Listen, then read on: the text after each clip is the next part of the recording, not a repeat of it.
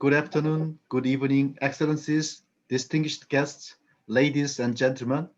As you have just seen through the video, I welcome you to the Regional Symposium, where we'll discuss effective, inclusive, and accountable public institutions and digital government transformation for resilient recovery and the SDG implementation. My name is Bo-Gyun Shim, head of the United Nations Project Office on Governance, which is a part of the Division for Public Institutions and Digital Government of DESA. This is the fourth regional symposium, yet the first regional symposium being held virtually. Although we cannot meet physically in person, we'd like to make sure that this is an engaging and lively event. Participants will have the opportunity to ask questions through the Q&A function in Zoom and also on the Facebook on comments box. The symposium is being recorded and live streamed on Facebook. I would like to mention that as of today, we have over 450 registered participants from over 70 countries that are connected. We have a very rich agenda and a group of high-level and excellent speakers. With this, I'm now delighted to open the regional symposium. It is with great honor to introduce His Excellency, Mr. Jin Young. He is the Minister of the Interior and Safety of the Republic of Korea, who will deliver opening remarks. Mr. Jin could not attend in person due to conflict of schedule. Therefore, he will deliver pre-recorded message. A very good morning to all from India. Next. Given the title of this session and as a Sepha member, 2020년 아시아 태평양 지역 지속가능 개발 목표 온라인 심포지움에 참여하고 계신 모든 분들을 진심으로 환영합니다. 반기문 제8대 유엔 사무총장님, 유엔 경제사회처 류전민 사무차장님, 박남춘 인천광역시장님, 유엔 거버넌스 센터 신보균 원장님을 비롯해 뜻깊은 행사를 함께 준비해 주신 분들께도 진심으로 감사드립니다. 또한 코비드-19 팬데믹에 대응하기 위한 많은 분들의 헌신과 노력에 깊은 존경의 마음을 전합니다. 올해로 4회를 맞는 지속가능 개발 목표 심포지움은 아시아 태평양 지역의 공공행정과 지속가능한 발전 방안을 논의하는 공공 거버넌스 분야의 주요 행사로 성장해 왔습니다. 특히 올해는 코비드-19에 대응하며 국가 간의 연대와 협력 그리고 공공행정의 중요성이 강조되고 있습니다. SDG 이행 및 탄력적 회복을 위한 공공행정 혁신과 디지털 정부의 역할을 주제로 진행되는 이번 심포지엄에서 각국의 혁신적인 사례들이 심도 있게 공유되고 코비드-19 대응과 지속가능 개발 목표 이행 방안에 대한 활발한 논의가 이루어지길 기대합니다. 대한민국 정부도 그간의 공공행정 발전 경험과 성과를 토대로 포용적인 디지털 정부로의 전환을 적극 추진하고 전 세계의 지속가능 발전에 기여할 수 있도록 노력하겠습니다. 코비드-19을 조속히 종식하고 일상으로 복귀하여 여러분과 직접 만나 더 깊은 대화를 나눌 수 있기를 바랍니다. 감사합니다. I thank His Excellency Mr. Jin for his encouraging remarks. We deeply appreciate the Republic of Korea's partnership with the United Nations. Now I have the great honor and the pleasure to introduce Mr. Liu Jian Min. He is the Undersecretary General for Economic Development and Chief Economist of DESA, who will deliver the opening remarks. Undersecretary General, Mr. Liu, you have the floor.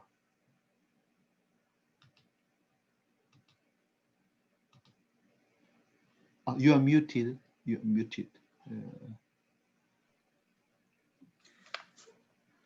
Your Excellency, Mr. Yoon, Minister of Interior and Safety of the Republic of Korea, Your Honorable Mr. Ban Ki-moon, former Secretary General of the United Nations, Honorable Nan Chun-pak, Mayor of Incheon Metropolitan City, distinguished participants, ladies and gentlemen, on behalf of the United Nations Department of Economic and Social Affairs. It is my great honor to welcome you all to the Regional Symposium on Effective, Inclusive, Accountable Public Institutions and Digital Government Transformation for Resilient Recovery and the Implementation of the Sustainable Development Goals. I wish to express my deep appreciation to the Ministry of Interior and Safety of Republic of Korea and to the Incheon Metropolitan City for their continued support to this annual event. The symposium has become a flagship activity of the United Nations Department of Economic and Social Affairs, organized by the United Nations Project Office on Governance, the UNPOC. Since 2017, the symposium has provided an invaluable platform to countries in Asia-Pacific region to exchange knowledge on how to strengthen the capacity of public institutions and promote innovation to advance the implementation of the 2030 Agenda for Sustainable Development. Excellencies, this year has been extremely challenging with the COVID-19 pandemic impacting our societies to their core. In some instances, the pandemic has exposed institutional weakness and government difficulties in limiting its negative impact. Still, in many others, it has underscored our strong will to adapt through innovation, perseverance, and the commitment to working together through partnerships. However, we still face a pandemic whose full impact is unknown. As we emerge from this crisis, governments have the opportunity to accelerate actions to make institutions more effective, inclusive, and accountable. In doing so, it is critical that the governments could overcome policy silos, strengthen institutional coordination across sectors, engage key stakeholders, and coordinate actions at all levels. This is key to mainstreaming risk-informed governance strategies for a more sustainable and resilient recovery. In recovering better, it is essential to focus on the most vulnerable populations who have been severely impacted by this crisis. They require the full support of government institutions working in partnership with the private sector and civil society organizations. Indeed, solidarity is critical if we are to build more equitable societies that could leave no one behind. It is also important that countries leverage new approaches and innovation, including through the use of ICTs. Digital government has played a significant role in responding to the pandemic. It has allowed governments to gather timely information, disseminate prompt updates, and engage all stakeholders in managing the pandemic. Several countries in Asia and Pacific have been successful in curbing the pandemic by using ICT tools and the digital government. Many good practices, innovative measures, and the lessons learned have emerged. ICT tools and the digital government will continue to be critical in the recovery processes and in building a resilient societies for all. However, more efforts are needed for genuine digital government in transformation. These include better digital access, investment in ICT infrastructure, agile digital policy of frameworks, comprehensive cybersecurity policies, and adequate digital literacy and skills. Digital inclusion not only requires that the public officials have sufficient digital skills, but also requires that vulnerable groups are equipped with the capabilities to access and use digital platforms. Improving accessibility and affordability is paramount to reducing the digital divide. Distinguished participants, the pandemic has put an incredible strain on our health care systems. But this is not all. It also affected public institutions' ability to manage this crisis in the areas of education, employment, food security, and poverty reduction. Furthermore, it is a major setback for the achievement of the SDGs. While many resources have been shifted towards containing the pandemic, we should think of recovery and SDG implementation as a holistic and interdependent process.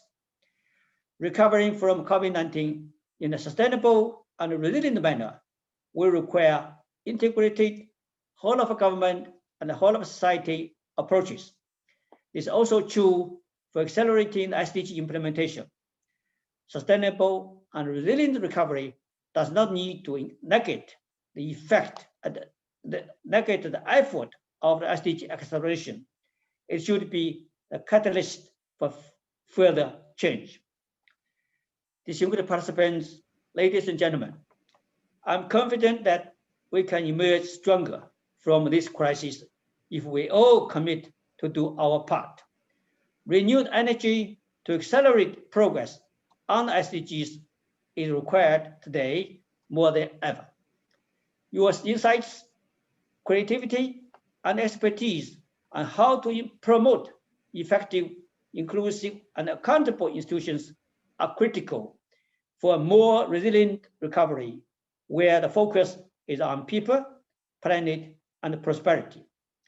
In conclusion, I would like to thank all colleagues for their hard work in organizing this regional symposium.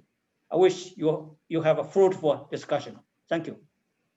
Thank you very much, Undersecretary General, for the insightful remarks. You eloquently highlighted that sustainable and resilient recovery from COVID-19 should not negate the efforts of the SDG acceleration, but be a catalyst for further change. Let me also say thank you for being available so late in the evening in New York to open the symposium. We'd really appreciate it. I would now like to introduce Mr. Nam-Chun Park. He is the mayor of Incheon Metropolitan City, who will deliver his welcoming remarks through the pre-recorded video. Good morning. I am Park Nam-chun, Mayor of Incheon Metropolitan City. First, I'd like to extend my greetings to Head of Office of Unpok, Mr. Shin Bo-gyun, Undersecretary General of UN DESA, Mr. Liu Jian Min, Minister of the Interior and Safety, Mr. Jin Young, former UN Secretary General, Mr. Ban Ki-moon, and all the participants from 27 countries committed to sustainable development of the Asia-Pacific region, as well as the whole planet. This symposium was supposed to be a platform where people get together and meet face-to-face, but the COVID-19 pandemic has made it move to online.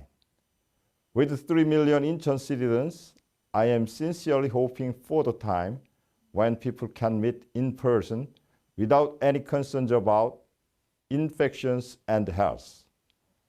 As we all know from the pandemic, these can affect people of all walks of life, but the impact is not shared equally. Especially the hardest hit economically are the less fortunate and the marginalized. So our mission is to ensure that there is no one behind left in our society. And to this end, the 17 SDGs was adopted at the 2015 UN General Assembly. Incheon City is doing its best to achieve the goals. We have established the Incheon New Deal for balanced urban development and decent job creation, secured the engine for future economic development, centering around the bio-industry, put keen attention to clean energies, including offshore wind power, and recently announced our will list to establish an environmentally friendly resource circulation system for a cleaner city, healthier life, and minimizing waste. Aside from that, Incheon is actively providing support for 15 international organizations, including Undp. We are going to listen to the suggestions and opinions produced in the symposium and reflect them in our effort to make progress with no one left behind, just like in the 2030 Development Agenda.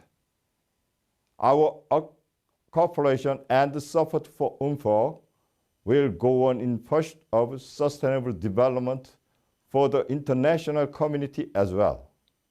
In closing my remarks, I hope for the days when the world is free from the virus and we can welcome you all in Incheon for more conversations. Thank you.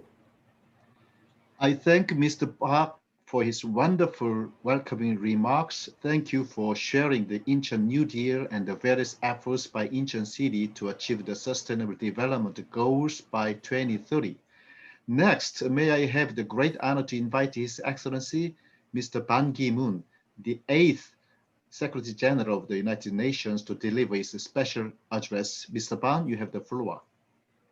Thank you, Mr. Shin Bok-yoon, Head of UN Project Office on Governance, for your warm introduction. Honorable Mr. Jin Young, Minister of Interior and Safety of the Republic of Korea, and of course, my good friend, Honorable Liu Jian Min, UN Under-Secretary General for Economic and Social Affairs at DESA, and Honorable Bang Nam-chun, Mayor of Incheon Metropolitan City, for their very warm and strong commitment message. Distinguished guests, ladies and gentlemen, it is my great honor to speak to you as part of today's opening session of the UN Symposium on Effective, Inclusive, and Accountable Public Institutions and Digital Government Transformation for Resilient Recovery and the Implementation of the SDGs. And it is my great privilege to deliver these remarks at such an important time as we strive to achieve the UN Sustainable Development Goals, SDGs, before their 2030 target date. I am still taking great pride in that these SDGs were adopted during my time in 2015. My sincere appreciation goes to the UN, the DESA, for extending an invitation for me to participate today. My gratitude also goes to the Korean Ministry of Interior and Safety, as well as Incheon Metropolitan City, for sending their strong message. Ladies and gentlemen, indeed today, we face a variety of converging crises and elevated global uncertainty. The COVID-19 pandemic continues to upend our economies, societies, and the way we live. At the same time, the climate crisis is deepening as temperatures surge, sea level rise, and wildfires burn.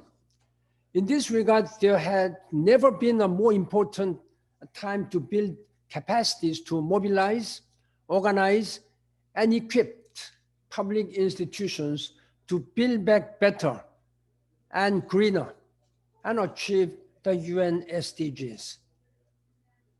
As we collectively strive to build our societies back from the ongoing pandemic, I firmly believe that the Sustainable Development Goals can help us bring together this period of elevated uncertainty and simultaneously synergize our COVID-19 socio-economic recoveries. The SDGs offer a viable blueprint to rebuild our societies in a more sustainable, inclusive, and resilient manner from the pandemic.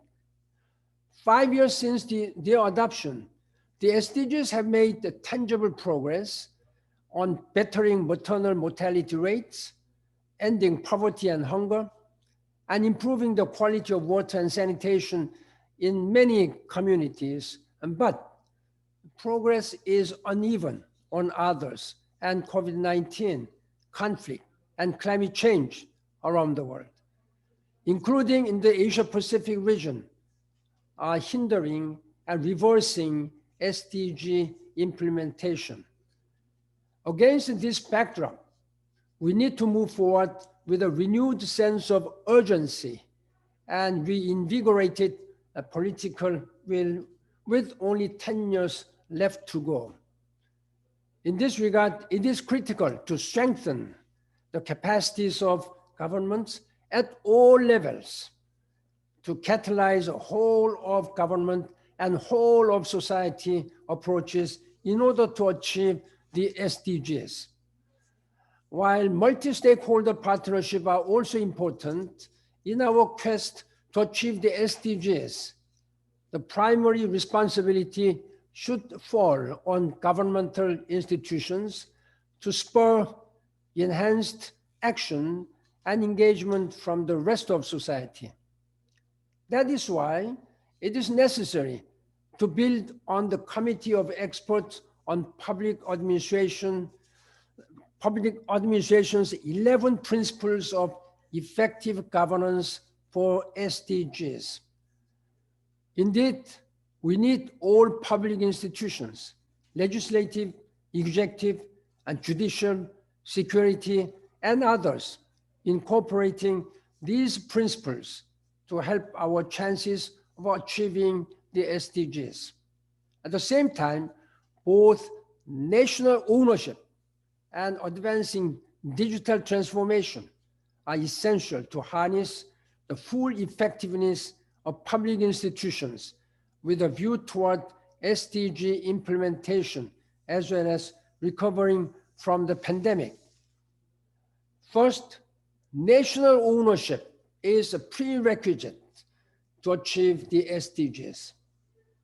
In this regard, we must scale up the capacities of governments in Asia and all around the world so that they can mainstream the SDGs into key planning and policies. I believe this should be done at all levels, including the local and municipal levels. This will give us the best chance of success and help instill a strong sense of ownership, collaboration, and solidarity, both within and beyond the national borders and the cities. Second, we must do more to accelerate digital transformation to address both current and future shocks and fortify a greater resilience in the Asia and Pacific region and beyond. These include not only COVID-19 and climate change, but also future pandemics, conflicts, and economic crises. Over the next 10 years, progress in digital transformation, technology, and innovation will be essential in delivering on all the SDGs, from poverty eradication and food security to energy, water, and sanitation, and more. But in order to catalyze the digital transformation, we must also be mindful of the importance of bridging the digital divide. To do so, upper-income countries must elevate their effort to share best practice, build capacities, and help other governments at all levels acquire, utilize, and deliver the tools necessary to usher in this new era of sustainability. Distinguished guests, ladies and gentlemen, COVID-19 and other global crises such as climate change have underlined our fundamental interconnectedness. They have also made it clear that we need global solutions rooted in inclusivity and sustainability and centered on enhancing the health and resilience of all people, communities, and our planet in order to create the future we want. Over the next 3 days at this symposium, you all have an invaluable opportunity to help shape innovative best practices for public institutions to meet the transformational aspirations of the SDGs and deliver this future for all. This is one where no one is left behind. As such, let us raise the level of our ambition and sense of urgency and make further efforts to help public institutions realize this transformative vision for all people and our planet. And I thank you for all your attention and leadership, and let us work together to make this world better for all. Thank you very much. Thank you, Your Excellency, Mr. Ban, for those inspiring words. You highlighted that the SDGs offer a viable blueprint to rebuild our societies from the pandemic and underscored the importance of SDG implementation with a renewed sense of urgency. May I now have the floor to invite His Excellency Mr. Farhad Hossain, Minister of State, Ministry of Public Administration, People's Republic of Bangladesh, to deliver his keynote speech. Excellency, you have the floor. Thank you, Mr. Bakhyun. His Excellency, Mr. Chen Yang, Minister of Interior and Safety, Republic of Korea. His Excellency, Mr. Liu Jian Min, Under Secretary General for UN DESA. His Excellency, Mr. Ban Ki-moon, 8th Secretary General of the UN. His Excellency, Mr. Namjoon Park, Mayor Incheon Metropolitan City. Distinguished participants, colleagues, and symposium organizers. Assalamu alaikum and good morning. At the outset, I would like to convey my greetings to all of you on the occasion of the centennial birth anniversary of the father of the nation of Bangladesh, Bangabandhu Sheikh Mujibur Rahman. Also, I would like to express my sincere appreciation for inviting me to this very important and timely symposium on public institutions. Under the leadership of our great leader, the father of the nation, Bangabandhu Sheikh Mujibur Rahman, and through the sacrifice of millions of people during the War of Liberation, Bangladesh emerged as an independent country in 1971. In the present day, Bangladesh, under the pragmatic leadership of our Honorable Prime Minister Sheikh Hasina, a parliamentary form of government, operates through a very dedicated public administration. It may be mentioned here that Honorable Prime Minister Sheikh Hasina is also the Minister for the Ministry of Public Administration, which is primarily responsible for human resource development and management across the government. Ministry of Public Administration is also responsible for developing and maintaining institutional frameworks in the public sector. At this point, I would like to draw your attention to some of the most important efforts by my government in promoting an effective, inclusive, and accountable public service. Digital Bangladesh is now a reality. We aim to bring 60% of all government services over mobile phones, call center, text messaging, data, social media, apps, etc. 30% through digital centers within 5-kilometer radius of households, and 10% through traditional means by visiting office physically by 2021. A crucial component in terms of infrastructure is the National Information Portal, which has brought 42,000 government offices and more than 1,000 government forms under one umbrella. Digital centers have been developed at union level, the lowest tier of the government, to ensure institutional transparency, accountability, and efficiency.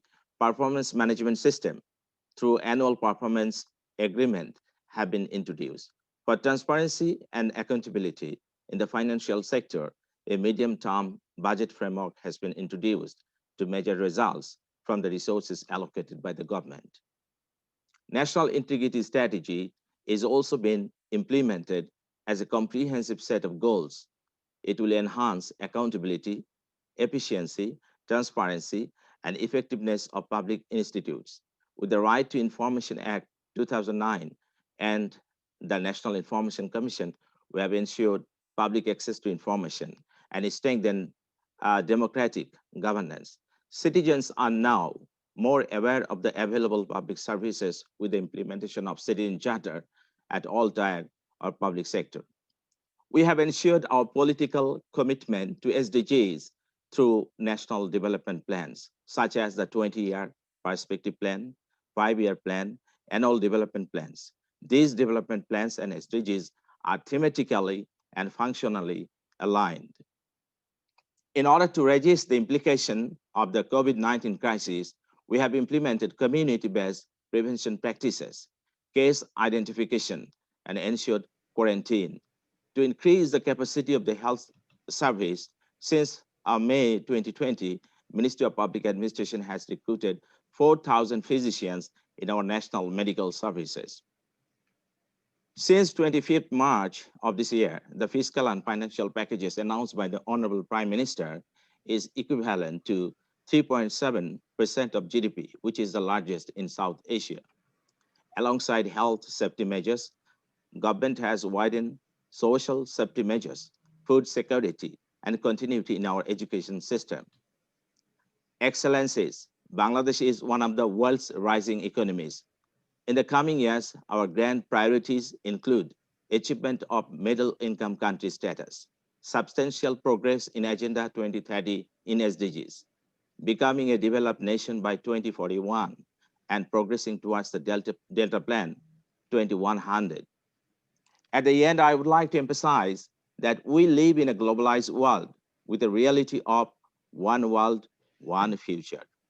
In our contemporary public administration, we need to understand this, and we must strive towards building effective, inclusive, and accountable public institutions, as our performance in many instances is likely to have ramification beyond our national boundaries.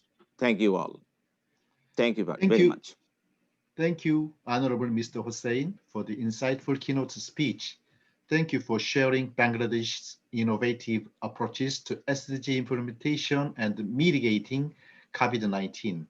I would like to once again thank all the high-level speakers of the opening session for their insightful remarks. This concludes the opening session. Now we'll begin session 1. It is with great honor to introduce my colleague and the moderator of this session, Ms. Adriana Alberti. She's the Chief of the Program Management and Capacity Development Unit, Division for Public Institutions and Digital Government of UN DESA. Adriana, you have the floor. Thank you. Excellencies, ladies and gentlemen, good morning, good afternoon, or good evening to all of you who have joined from across the region and the world. Welcome to session 1 on effective, accountable, and inclusive institutions to leave no one behind. The objective of this session is to emphasize the important role of effective, accountable, and inclusive institutions for well-coordinated responses and the containment of the socioeconomic impact of the pandemic on the most vulnerable groups. The session will highlight the cross-cutting roles of public institutions in recovering from the COVID-19 and advancing sustainable development. It will also provide an opportunity to discuss strategies and lessons learned on how to make institutions more effective, accountable, and inclusive to leave no one behind. Before we begin, please note that you can ask questions through the Q&A chat box. We will address some of your questions further after the presentations of the distinguished speakers. So we have with us a group of very distinguished experts, and therefore, without further ado, let me introduce our first panelist. Ms. Upma Chowdhury.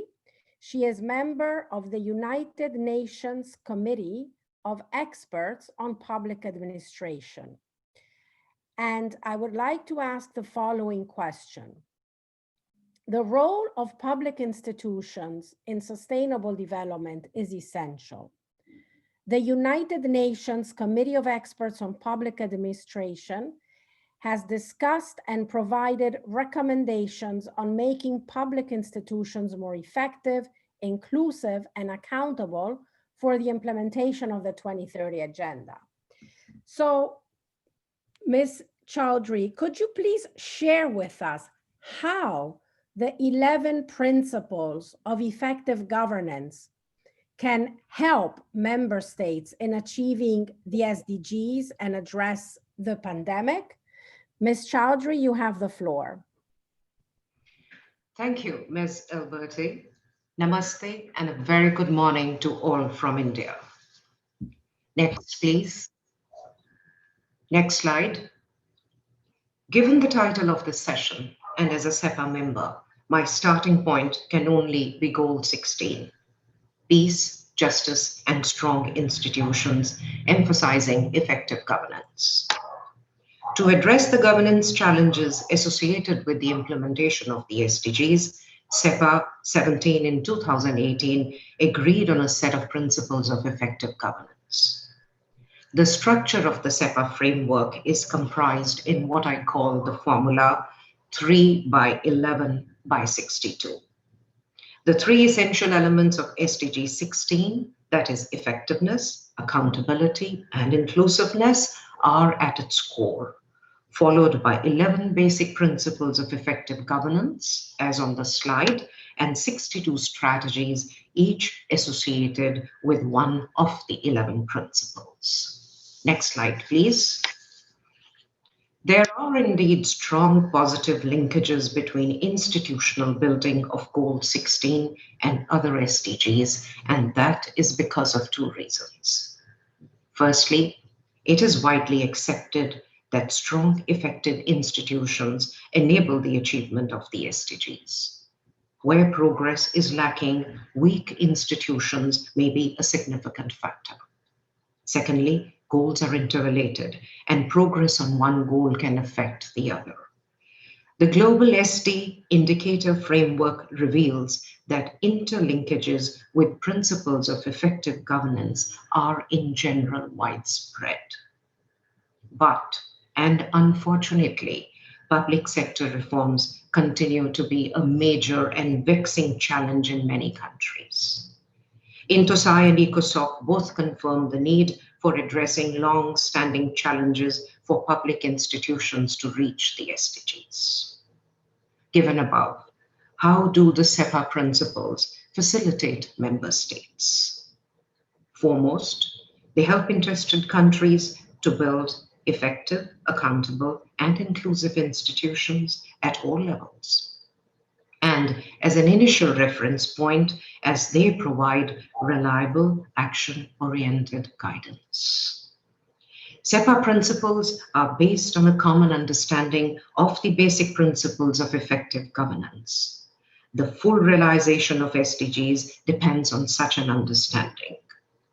Member states are further facilitated by the uniqueness of the elements of these principles, as they are voluntary governance principles, non-technical, with phrasing based on common meaning of words. They apply to all public institutions. They are helpful as a guide to countries in all governance paradigms. The principles foster a contextualized governance approach with flexibility of adaptation. Importantly, Sepha principles spur countries to think about feasible reforms and to prioritize. Next slide, please. Most importantly, Sepha recognizes that the principles need to be relevant to useful people. They have been given depth through a selection of 62 commonly used strategies for operationalizing responsive and effective governance. As regards responding to COVID-19, the pandemic, good public governance is more important than ever. The SDG Report 2020 highlights that COVID-19 is disrupting implementation across the SDGs. The comeback of large governments in some parts is often in contradiction of Goal 16. The pandemic, hence, reinforces the need for Sepha principles.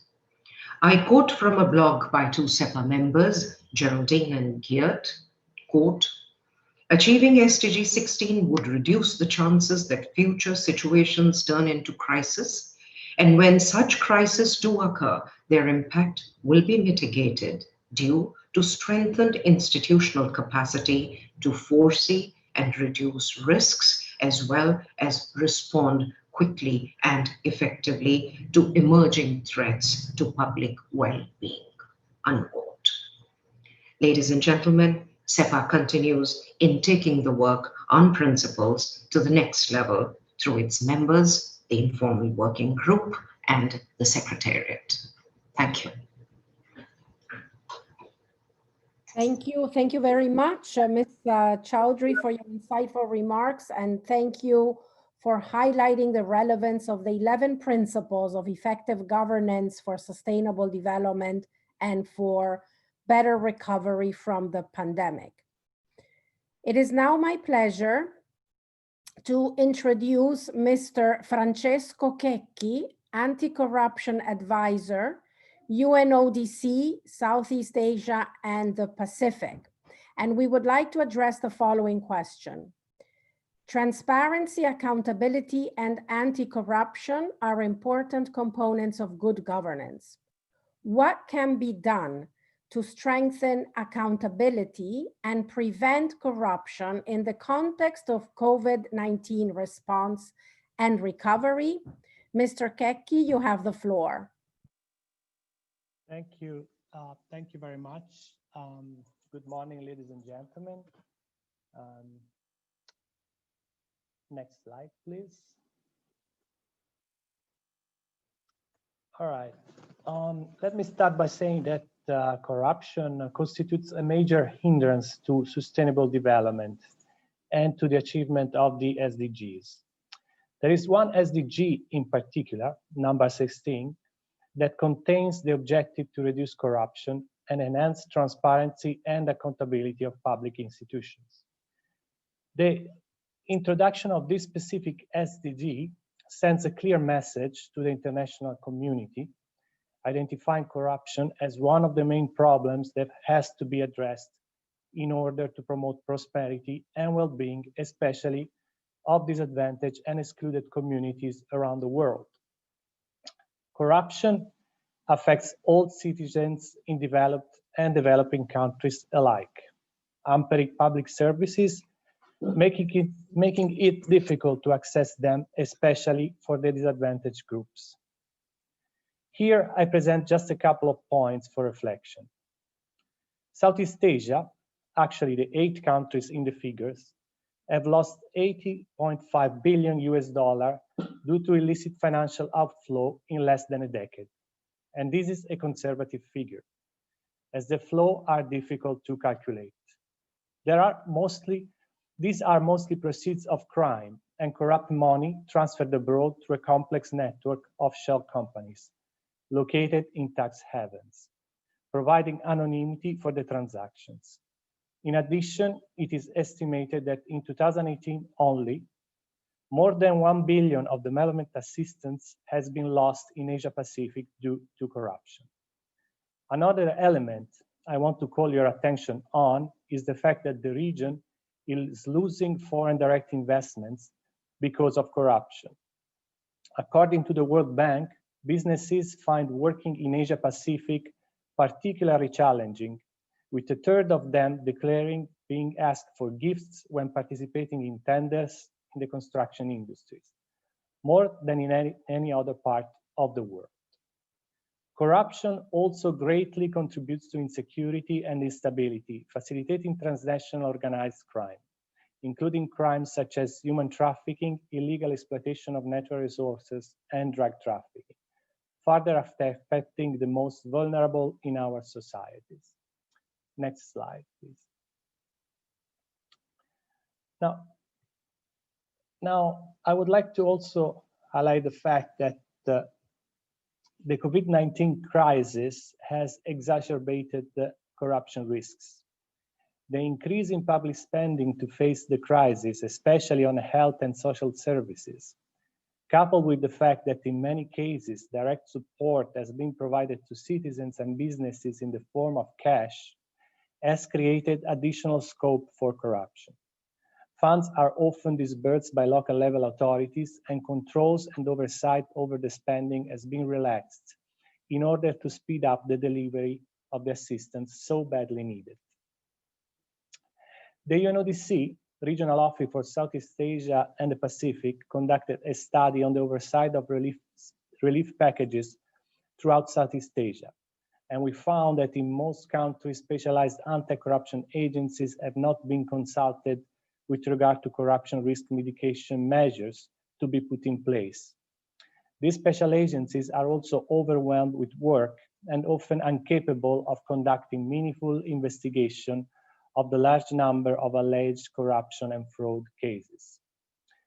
Civil society organizations have sounded the alarm, and they also have not been included in the conduction of oversight, with access to information generally being very limited in the region. The corruption cases recorded so far range from embezzlement of funds to procurement frauds to reselling of personal protective equipments and medicines on the black market. Next slide. So in order to address these issues, the UN Convention Against Corruption provides a roadmap, including a large number of measures ranging from prevention of criminalization and law enforcement to international cooperation for mutual legal assistance and extradition to asset recovery. The UN Convention Against Corruption has been equipped with a peer review mechanism whereby countries review each other with regard to the status of implementation and existing gaps and challenges. The reviews have identified a number of important gaps that are present in the majority of the countries of the region. Among these, I would highlight a few that in my view constitute the pillars of anti-corruption strategies that have to be developed, especially in this delicate moment. And these are enhancing prevention of corruption in the public administration, especially looking at public procurement that we have seen is a major risk area, addressing conflict of interest between public functions and private activities or connections. Too many times public officials have been found in breach of conflict of interest rules, favoring businesses and the interests of their families or other associated persons, promoting access to information. There seems to be resistance to the idea of information fully accessible to the public in the region. Protecting whistleblower. A large number of corruption cases are unveiled by whistleblowers, but these courageous individuals do not receive meaningful protection, unfortunately, in the majority of the countries of the region. Finally, enhancing law enforcement capacity to conduct financial investigation, especially looking at transparency of beneficial ownership, that is, knowing the ultimate owners of bank accounts utilized to transfer large sums of funds and the private business gaining access to public contract. So this is it from me. Thank you very much. Thank you. Thank you very much, Mr. Keki, for your valuable insights on how to strengthen accountability and prevent corruption, particularly now in the context of COVID-19. Thank you very much. Now I would like to introduce our next speaker, Ms. Laisa Veretti. She is Director of Operations, Pacific Disability Forum. Ms. Veretti, we know that vulnerable groups are disproportionately affected by a crisis such as the COVID-19 pandemic. So what are, in your opinion, the measures public institutions can implement to make recovery more inclusive and rebuild, making the efforts to rebuild societies in a more resilient way so that no one is left behind? Ms. Veretti, you have the floor. Thank you, Madam Chair. Good afternoon, colleagues, friends from Suva, Fiji. It is a great pleasure to join you all under the discussion of this very important topic. Maybe let me start by saying that with COVID at hand, the normal, which was before COVID, never did really work for the vulnerable group or for the most marginalized. And now with a new normal ushered in by COVID-19, what do we say that it's going to work for vulnerable group like persons with disabilities? However, if institutions are truly accountable, inclusive and effective, maybe then we'll have this hope of not being left behind in the face of recoveries and resilient rebuilding. Let me start by saying that for institutions to make recovery inclusive and rebuilding to be inclusive of vulnerable groups like persons with disabilities, specifically on social protection, I will start with removing barriers. The barriers at the policy level, barriers at the design level, and barriers at the implementation level. Just on social protection for vulnerable group like persons with disabilities. At the policy level, the systems and the schemes are more likely to be disability inclusive if the broader national environment is sensitive to disability. Then we can be sure that policy initiative and intervention will be inclusive in terms of social protection for persons with disabilities. At the implementation level, at the design level, requires that such mechanism to identify those who are eligible based on their disability.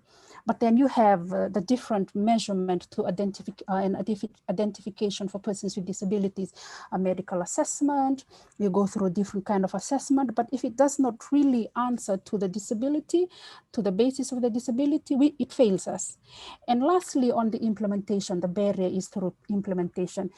Accessibility is still a huge barrier to get to the assessment center. And if all goes well, accessing it, because I need to get to the post office, the postal office, or I need to get to the local bank, I need transportation that is accessible. So from policy to design to implementation, we still have huge barriers, which which hinders the inclusive recovery if you're looking at social protection. Also, social protection plays a key role in the face of the impact. Families who look after persons with disabilities have lost jobs, and the carers who have look after persons with disabilities lost jobs. So social protection is key and is vital to ensure that we have this, what we are calling as resilient building and inclusive recovery.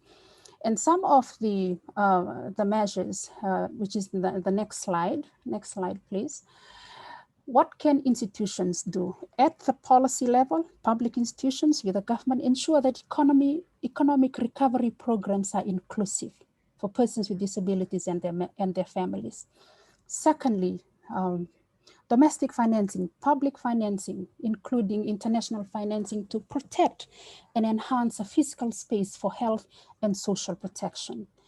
Thirdly, ensure that we would be able to scale up and coordinate delivery capacities of social protection, not only around COVID, but in any humanitarian crisis response program, whether it's COVID, whether it's a cyclone, whether it's typhoon, this has to be inclusive. Next slide, please. Ensuring that all public information is accessible. Crisis response measures, health and social protection intervention are inclusive and accessible. That's very important. And ensuring development and continuity in access to quality care and support, including through those who financial assistance and to those who provide services, specifically for persons with disabilities.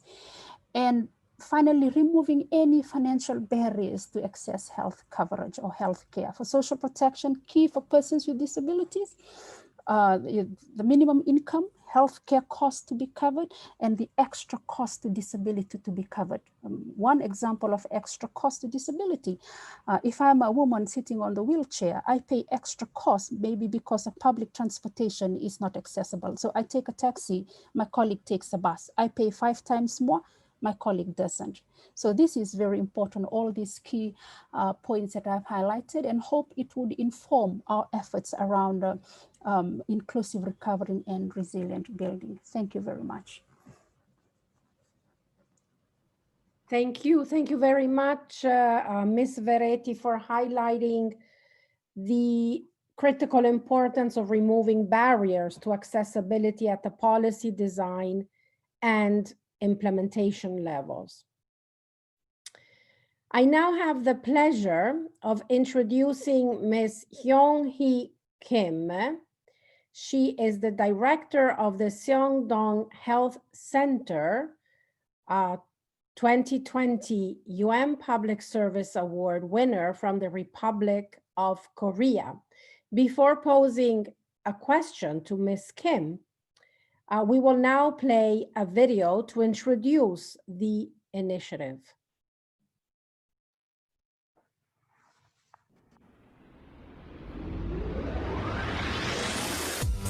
대한민국 서울 성동구. 지역 주민의 건강을 적극적으로 관리하고 있습니다. 성동구는 노인 인구가 지속적으로 증가함에 따라 사회적 건강 돌봄의 필요성을 인식하고 의료 사각지대를 해소하기 위해 의사 4명, 17개 동별 전담 간호사 17명으로 구성된 효사랑 주치의팀이 도움이 필요한 가정에 직접 방문하여 보건복지와 의료 서비스를 함께 제공하고 있습니다. 효사랑 주치의는 75세 이상 노인 전체를 대상으로 민간과 공공기관, 주민이 협력하여 소외된 어르신들의 건강관리 능력을 향상시키며 건강의회 요인을 개선했는데요. 더불어 어르신들이 집 밖으로 나와서 사회활동을 참여하는 등 삶의 질이 향상될 수 있도록 공공서비스를 강화하고 있습니다. 항시 고맙게만 생각하고 내가 보고 싶을 때는 와주시니까 혼자 사니까 외로움은 많이 없어지고 있어요. 그 병원도 같이 가시고 그 약방에 약도 타다 주시고 그래서 이제 건강도 좋아지고 마음도 편해지고 그래서 항시 의사 선생님만 믿고 따르고 있습니다. 효사랑 주치의로서 75세 이상 어르신들을 집집마다 방문할 때 어르신들이 참 저희를 반가워하시고 또 언제 오는지 기다리고 계십니다. 전화를 드리면 아침부터 문 열고 기다리고 계시고요. 병원에서만 봤을 때는 파악되지 않았던 그런 건강에 나빴던 부분들이 저희가 그 어르신들의 삶에 들어가서 무엇을 먹고 어느 공간에 사시고 무슨 생각을 하시는지 또 경제적 상황은 어떤지를 한꺼번에 같이 고민을 하면서 할머니, 할아버지들의 건강을 챙겨드릴 때 훨씬 더 효과가 있고 그리고 건강이 나아지는 것을 저희가 보면서 함께 감동하고 함께 웃는 일이 참 많습니다. 이 사업이 계속 정착되어서 많은 어르신들이 행복하면 좋겠습니다. 안녕하세요. 서울 성동구청장 정원호입니다. UN 공공행정상이라는 뜻깊은 상을 수상하여 193개 UN 회원국에 성동구라는 대한민국의 지방정부의 이름을 알릴 수 있는 영광스러운 기회를 갖게 되어 정말 기쁩니다. 성동구는 스마트 도시를 구정 비전으로 4차 산업혁명의 스마트한 기술을 통해 주민의 삶의 질을 높이고 누구도 소외되지 않는 포용도시 정책을 추진하고 있습니다. 효사랑 주치의 제도는 성동형 의료복지 시스템의 대표적인 정책으로 어르신들의 의료 사각지대를 해소하고 맞춤형 공공의료 서비스를 제공하고 있습니다.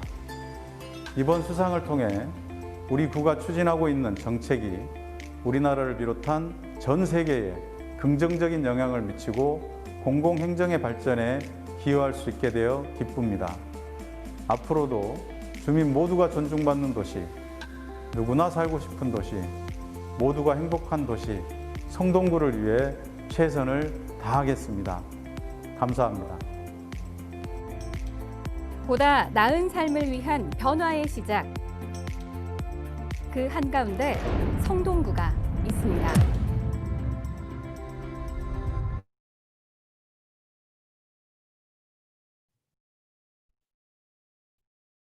Thank you very much for sharing with us this commendable initiative, and congratulations once again on winning the UN Public Service Award for this initiative that puts respect for older persons at the center of public services. Ms. Kim, your initiative won the 2020 UN Public Service Award for HEO policy in the category of delivering inclusive and equitable services to leave no one behind. Could you tell us more about your program and how the program provided services to older persons during the COVID-19? Ms. Kim, you have the floor.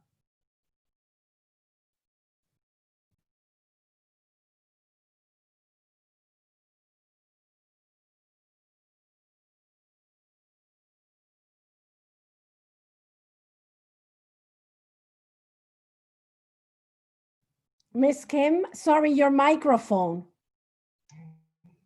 Thank you. Yeah, nice to meet you. It is great honor for me to present the Samdong's project at this SDGs Symposium in Incheon, a wonderful city in Korea. As you see the video, Samdong is the age-friendly city and implemented the HEO policy to address the issue of health, welfare, and the social isolation of the old people in the community. HEO means to respect and serve the old people. Next slide, please. Yeah, the main model of this project is the public-private partnership. This PPP was designed to engage health center and private health institutes for health dimension, welfare dimension, local offices, private welfare facilities and foundations, and welfare council were engaged. Local community dimension, a volunteer service center, a private company, and the community council were engaged. This partnership ensured that no one would be left in the community without engagement. Next slide, please. Yeah, with COVID-19, Samdong changed the health paradigm. First, non-face-to-face video call care service between the old client and the doctor. Second, the client is monitored their health state using the smartwatch, check the blood pressure, regular heartbeat, and physical activities. Samdong wants this project to apply other countries. Thank you.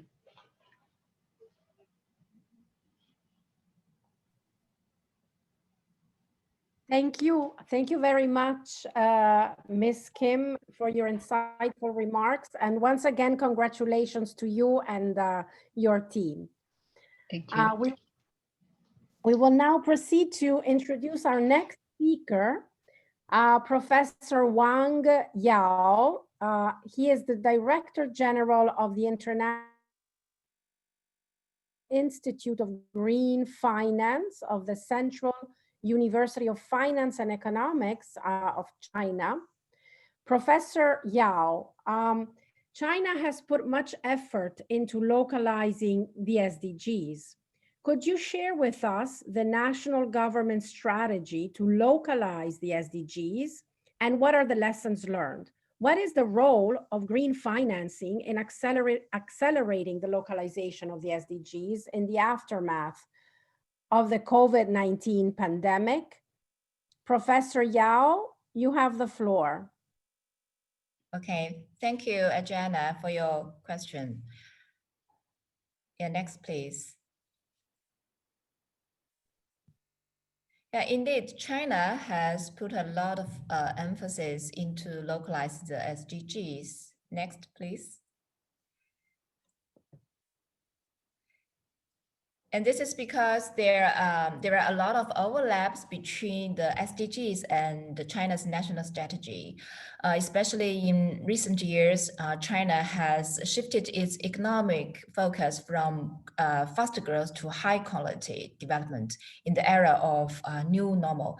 Therefore, innovation, green, and inclusion has become core values upheld by the Chinese leaders. the government released China's national plan on implementation of the 2030 Agenda for Sustainable Development. This 2030 agenda aligns with medium and long-term national development strategies, such as the 35-year plan, hopefully in the 14th five-year plan as well. So far, the State Council has approved 6 innovation demonstration pilot zones for innovate sustainable development approaches. I think a key example of China's progress in reaching the SDG is in its achievement in fighting poverty. China is contributing greatly to global efforts towards SDG 1, no poverty, to end poverty in all its firms everywhere. More than 750 million people have been lifted out of the extreme poverty in rural China since 1978. In 2019, only 5.5 million remain under poverty line. So now the Chinese government has set the goal to win the fight against poverty by 2020 and to ensure that those have been lifted out of poverty do not fall back into it. So recently, with the 2060 carbon neutrality pledge made by President Xi, a new focus in SDG 30, climate action has risen. So ministries, local governments, and are busy lifting climate ambitions, and also industries are also occupied in strategies for just transition. Next, please. I think a good example of how to localize SDG in the SDG finance taxonomy launched in May 2020 by UNDP China and China International Center for Economic and Technical Exchange of Ministry of Commerce. My institute, IGF, is the technical lead and co-author of the taxonomy. So as early as at the launch event, we already say wide interest in piloting this taxonomy for local governments, such as Taiyuan, Shenzhen, and financial institutions, such as Agricultural Development Bank of China. The key for success, I would say, is the common language that the taxonomy used to bridge international experience and also China's local market practice. The taxonomy adopted the East to Apply framework of the input-based Chinese Green Bond Catalog, which is already familiar for most financial institutes and also project owners. At the same time, to minimize unintended consequences of investing in aligned projects, we also the taxonomy also adopted the international taxonomy, such as the ICMA social bond principle and also IMPs, GRIs, these standards or taxonomies of internationally. So next, please. On the journey to implement China's 2030 agenda, green finance has played a pioneering role, especially in maximize effective cooperation in governance on local, national, and international levels.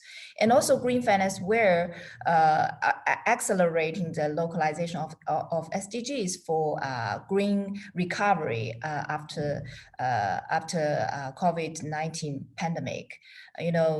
Notably, the guidelines for establishing the green financial system was jointly issued by the People's Bank of China and other 6 ministries in 2016.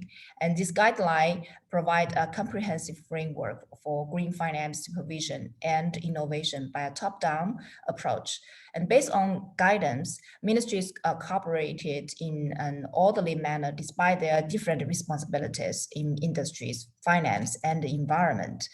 This largely avoided fragmented governance, Meanwhile, the well-designed pilot scheme by the central government has encouraged the local provincial authorities actively compete in green finance innovation.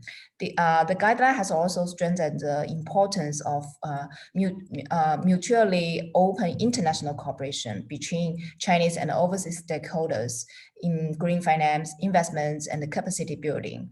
China's green finance development, I think, can't be accessible if without international assistance from organizations such as NGFS, SBN, UNPRI, and so on.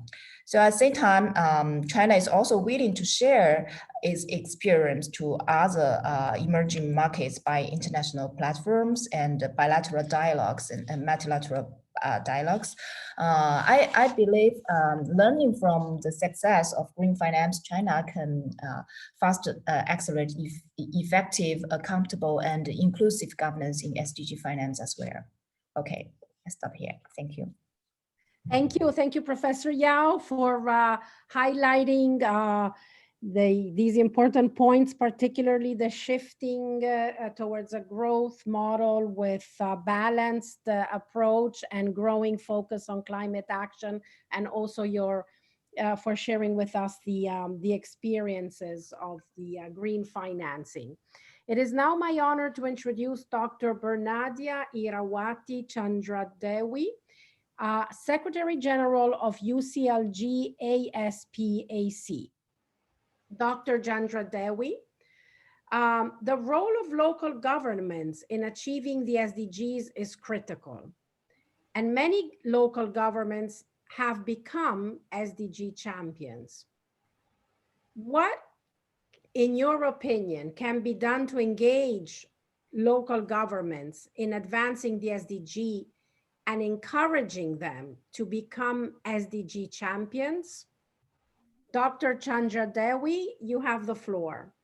Thank you very much. Very good morning, distinguished guests and ladies and gentlemen. Annyeonghaseyo, and greetings from UCLG ASPAC, Asia Pacific Secretariat at Jakarta City Hall. And once again, thank you very much for inviting me. I like to congratulate South Korean governments and also South Korean cities for the successful handling this COVID-19. We have been hearing a lot the success and also been able to share the experiences from Korean cities to other cities in Asia Pacific, especially on the treaties, trace, test, and treatment that has also been adopted by several cities, including Indonesia. So in my presentation, thank you for the question. I think we have been very clear that 60 to 65% of SDGs targets are related to local actions. So therefore, the role of local governments is very, very important in the localization and as well as in the acceleration on the of the SDGs. And the next slide, I think we are very clear on the effects of the pandemics, COVID-19 in local governments have been very, very significant. That include also local revenue reductions, also social impacts. I think gender, there is inequality that is widening. Gender inequality also is increasing. We see in some places there are 300% of increase of domestic violence, mental health among students as well because of this education distant learning process as well as system. And there are many other effects. And of course, the other important effect is these small and informal sectors and small medium enterprises and migrant workers left vulnerable from the lockdown measures. And local governments in each country face different challenges. This also limited to this cross-sectoral cooperations, conflict of interest, and implementing the SDGs, as well as this unsustainable financial schemes. So raising awareness difficulties, and also on the accountability and measuring performance. I like to highlight here that what we need for local governments are good enabling environments, like in the case of Japan. Even though Japan faces challenges, in relation to limited incorporation, internationalization of the SDGs, and the lack of appropriate legal system and inadequate governance at the local level, but they have been doing also quite good progress in the acceleration of SDGs. While in Indonesia, the legal system is there, but local governments face challenges related to poor visioning, as well as the objective settings, unsustainable implementations, and lack of knowledge use. So there are a combination of things that really challenge. In the next slide, I share here what could be the fundamental aspects to support and encourage local governments in achieving the SDGs targets. What we need is establishing as many as possible knowledge hubs and coordination platform to provide best practices, alternatives. We have been also working in compiling the best practices from many cities in the world. We have been collecting more than 500 practices, how local governments responding and recovering from the COVID-19. And the other one also increasing capacity of the institutions, especially local governments, that match with the local context and SDGs issues in every city and every regions.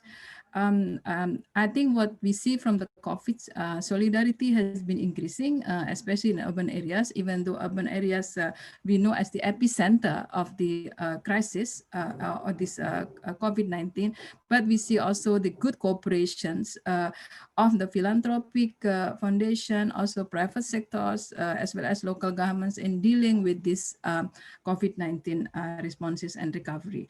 And this also, of course, contributing also in some extent to the implementation of the SDGs. What we see also as the interest of local governments, we see many cities also have been developing this VLR, voluntary local reviews, and Asia Pacific cities are the highest cities that produce VLRs in the whole world. I think this is quite promising how cities in Asia Pacific have been using VLR as a monitoring and evaluating processes, and also to understand the baseline where they are progressing. And the other one that we can also see as a VLR benefit is in terms of using this as a structured dialogue, the new structured dialogue of local governments with their citizens. And the other one that we are also now working on is this VSR, which is different from the VLR, which is a voluntary sub-regional, sub-national reviews.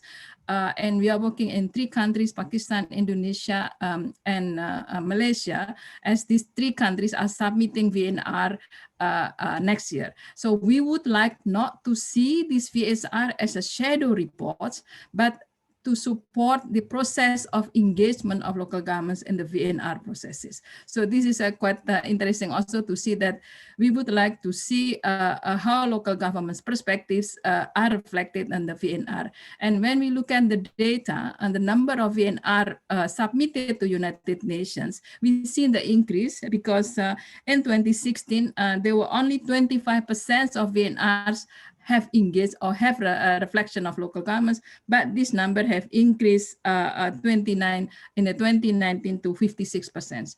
So in the conclusions, here, what we need is a combination of things if we want to accelerate these SDGs at the local level. Next slide, please. Financing has been a key issue, as well as this knowledge of local governments to, and also authority of local governments to be able to raise different kind of options on finance, about taxation, municipal bonds, those kind of financial options should be given also a chance for local governments to access. And the effective awareness campaign, this is also seen as a struggle, especially in making a clear connection between this principle of environmental and development permits and on health protocols. And economic recovery is also seen, and I think the role of digitalization seen as crucial. Like in the case of Indonesia, only less than 10% of small medium enterprises are connected to digital markets. So this is a big opportunity. And now local governments are push to go digitalization, to improve also economic recovery, and as well as improve transparency. So in the last thing is addressing social impacts and the pandemics. We have seen ongoing impact, and also utilizing ICT to valuing the communities through telemedicine, and also another aspect, last one, is data synchronization for effective social safety nets. Local governments have been developing several database as a hub for making sure that the community get support under safety net programs and other support programs that local governments, even national government provide. And last one is institutional capacity, strengthening the institutional capacity program to ensure the capability of human capital towards the new normal or new adaptive era. To accelerate this has been a key points. And we have been also providing these e-learnings to the local governments as well as public institutions. So thank you very much for your attention, and looking forward also to further discussion. Thank you. Thank you. Thank you very much, Dr. Chandra Dewi, for your very inspiring remarks. Now it is my great pleasure to introduce Ms. Katinka Weinberger. She is Chief of the Environment and Development Policy Section in ESCAP. Ms. Weinberger, could you please provide us with an overview of the SDG implementation in Asia and the Pacific region? And how has COVID-19 impacted the progress, and what can be done to advance SDG implementation despite the challenges being faced? You have the floor. Thank you so much. Good morning, and very nice to see all of you. Thank you very much also for this interesting question. Next slide, please. Which I think the short message will be that 5 years into the implementation of the 2030 Agenda, the world overall is not on track, and this is true for Asia and the Pacific as well. I would like to illustrate this by an analysis that we at ESCAP did on 6 entry points. These are the 6 entry points that were noted as important areas for transformation, the political declaration that was adopted by our heads of state last year in September at the SDG Summit. They're interlinked and they mirror many of the aspects of the goals and targets of the SDG framework. And what you can see on this slide is that our region is not on track in achieving any of the 6 entry areas, but we're furthest behind in respect to shifting towards sustainable and just economies and securing the global environmental commons. And due to lack of time, let me focus on these 2 only. In respect to shifting towards sustainable and just economies, the region's success in boosting economic growth over the last few decades has been accompanied by substantive environmental degradation and a widening social divide. And I think this was further exemplified by the recent lockdowns and the social distancing measures in response to the COVID-19 pandemic that had hit the vulnerable informal workers the hardest, and really highlighted the importance of encouraging a transition from informal to formal employment and the need to provide social protection to all throughout the life cycle.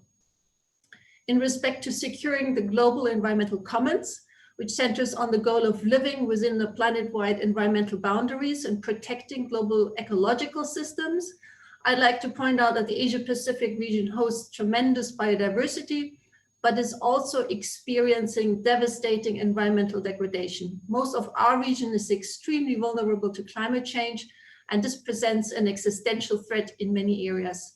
The dramatic encroachments on natural ecosystems and biodiversity are known to be linked to increased risk of zoonotic diseases, and they really demand going forward a rethink of the interactions that humans have with nature. So in short, we were not doing well before the COVID pandemic hit, but it is much expected that with the COVID-19 pandemic, we will fare even worse, because what has begun as a health crisis has quickly become a human and a socioeconomic crisis.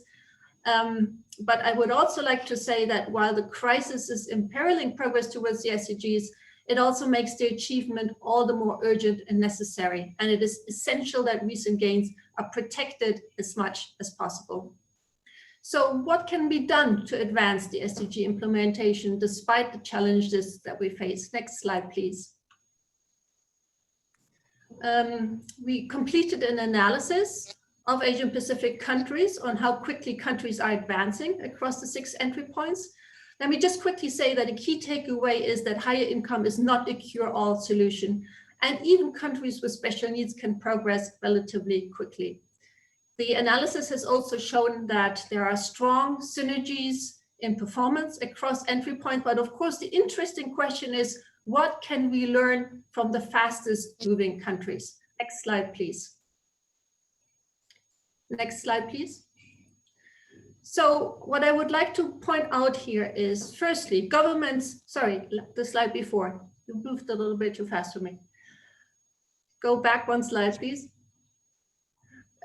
Firstly, setting direction and mobilizing stakeholders and partnerships. It is essential that governance formulate a clear direction and mission orientation coupled with stronger collaboration between governments and other stakeholders, and really focus their efforts on green, inclusive, and resilient recovery with a renewed focus on the SDGs. Second, transformation will not happen without structural changes, such as removing the barriers to basic healthcare and social protection.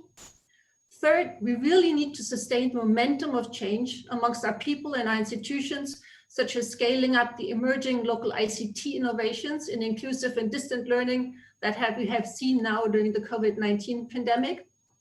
And finally, accelerating SDG progress is a complex task, especially in the aftermath of COVID-19. The complex and the interlinked nature of development has never been clearer. Adopting systems thinking will be very helpful to tackle this complexity and the policy trade-off. Next slide, please. Let me just say in closing that the pandemic is an unprecedented wake-up call. It lays bare the deep inequalities and it exposes the failures that are addressed in the 2030 Agenda for Sustainable Development and the Paris Agreement on Climate Change. But countries in our region have shown how momentum can be built around the SDGs and the transformations needed. And these experiences are going to be an important part of ensuring that our region builds back better from the pandemic. And finally, we need to leverage this moment of crisis where usual policies and social norms have been disrupted and implement really bold steps. And these bold steps that can steer the world back on track towards the Sustainable Development Goals. Let me just close by saying that this really is the time for change, for really profound systemic shift to a more sustainable economy that works both for people and the planet. Thank you very much. Thank you. Thank you very much, Katinka, for your inspiring remarks and for highlighting the importance of bold steps and profound change, that this is the moment for rethinking our societies. So thank you again. It is now my great pleasure to invite Mr. Kishore Joshi. He is Joint Secretary, National Planning Commission of Nepal. And I would like to ask the following question. Nepal participated in the Voluntary National Review in 2020 for the second time. Could you share Nepal's progress of SDG implementation with a specific focus on the SDG 16? What are the concrete steps taken to develop effective, accountable, and inclusive institutions at all levels for the implementation of the 2030 Agenda? Mr. Joshi, you have the floor. Thank you, Adriana, for a very relevant question. I have shared key gaps in SDGs that may hinder leaving no one behind in the context of COVID-19 pandemic, opportunities and recommendations from the slides. Now I move directly to answer your questions.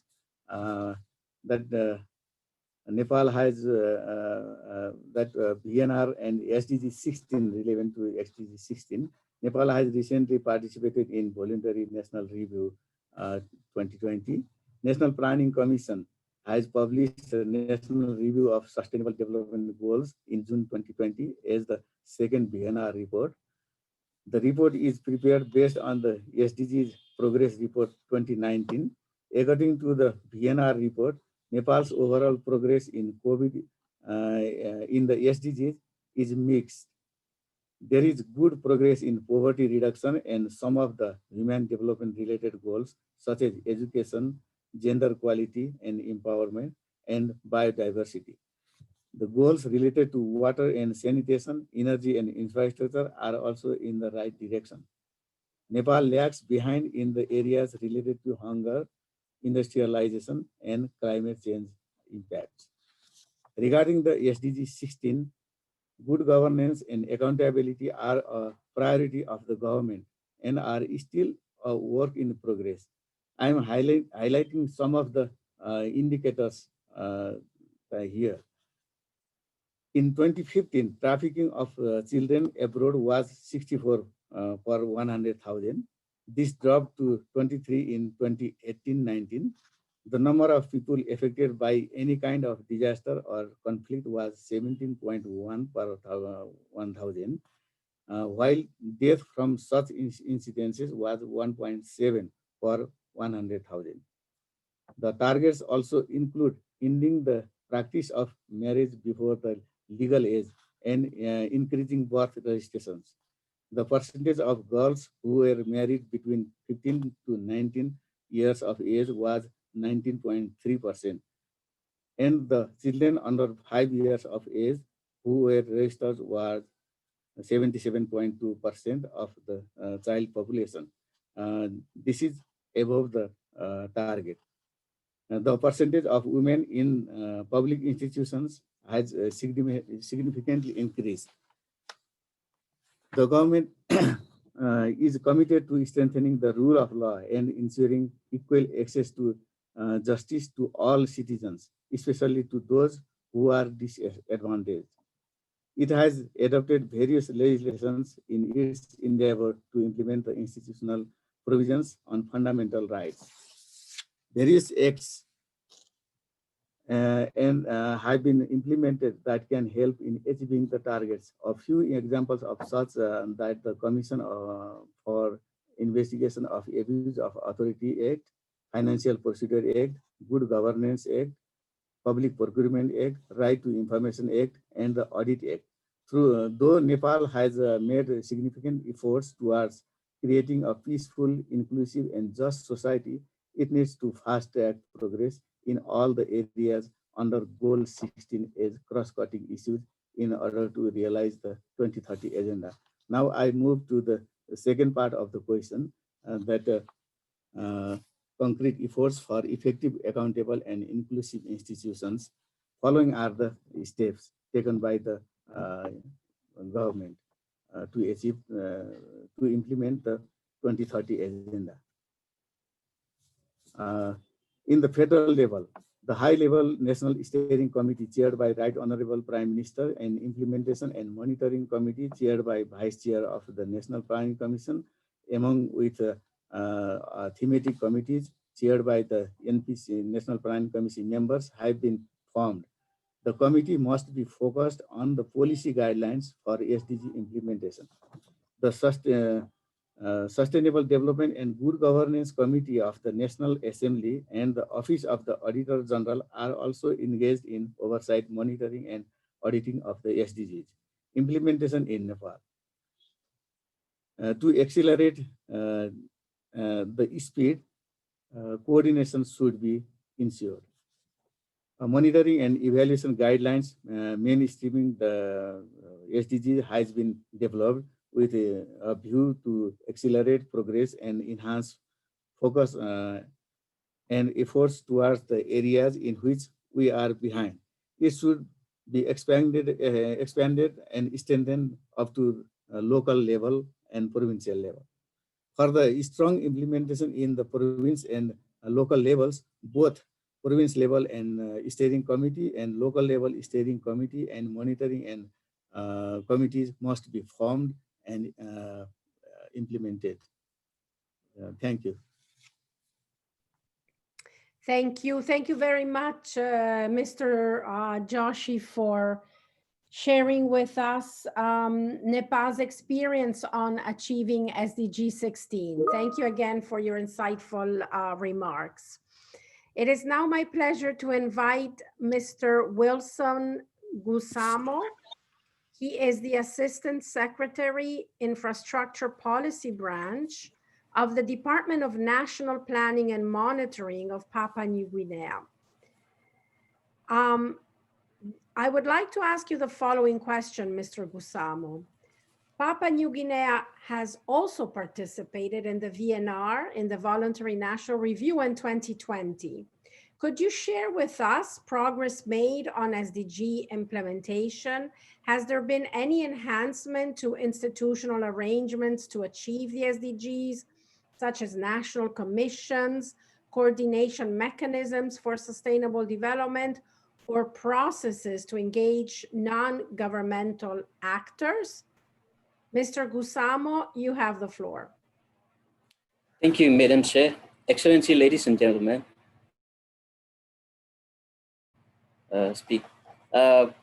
Actually, from the VNR process actually helped us to see a lot of things in the midst of COVID-19. The VNR was prepared, and there are successes and best practices, so lessons that we were able to achieve or find. And as you can see, during our process, we actually develop national institution arrangement structure, building up from the MDG experience.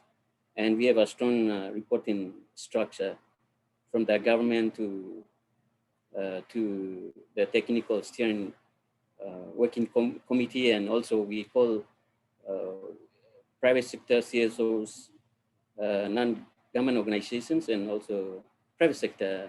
We call them the coalition of partners.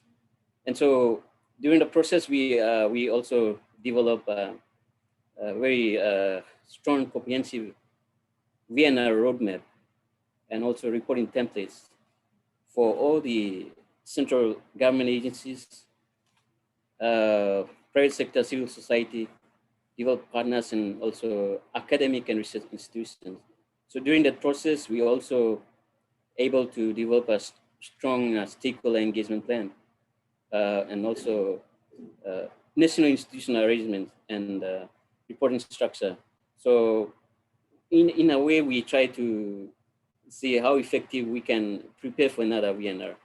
So building on from this experience, we are looking forward to another VNR, and we try to present another good comprehensive report in the next VNR. So present the process actually helps us to also look at a very comprehensive, clear picture on the alignment and the implementation of the localized SDG. And one of the processes that we undertook was a major success was the localizing. We had like 279 localized indicators that were at the national level, and they are already aligned or embedded in our current medium-term development plan into 2022. And we see that as a first vehicle in implementing our SDG in PNG. And also the process also helped us to review alignment, institutional arrangement, like I said earlier, and integration and implementation of SDGs in various sectors, plans and policy.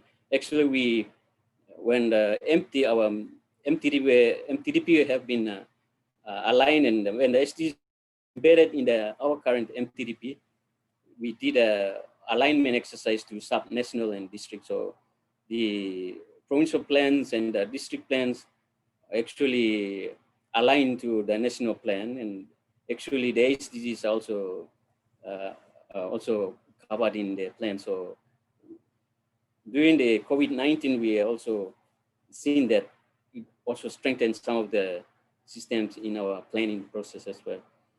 Some of the challenges that we also seen during the preparation of our first VNR is lack of reliable data. We have a huge data gaps, a lot of high-10 or focal points, and also lack of capacity and time reporting of templates that we have been given. Lack of funding is one of the ongoing issue, and also to meet our requirements on hosting workshops and also validation workshop and COVID-19. Some of the things that we see also during the COVID-19 pandemic, we also seen a strict UN strict deadline to submit our requirements to present our VNR presentation. And yeah, next slide, please. Yeah, some lesson learned from this, from many other factors. I mean, we have seen that finance and strengthening capacity of organizations at all levels are things that we've seen and we're working towards strengthening. We're also looking at strengthening subnational government capacity in SDGs, including CSOs, youth, and private sectors. And data is something we are looking at, data coordination analysis, formulating provincial and district provinces to frame up a province and district framework using our national 279 national indicators. So we are looking forward to doing that and also coming up with the data mini website with the help of our support from Donna. So thank you for giving us the opportunity to speak. Thank you. Thank you. Thank you very much for your insightful remarks, Mr. Kusamwan, for sharing your national experience, especially on the institutional arrangements. We now have time. Thank you very much. We have time for one question from the audience. I would like to ask, this is a question that came from Egypt, actually. I would like to ask Ms. Chowdhury the following question. How has COVID-19 impacted government's effectiveness and efficiency?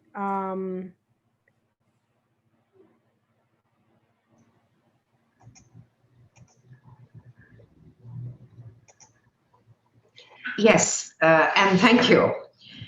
So that is really quite a difficult question to answer, but let me put my thoughts together on this.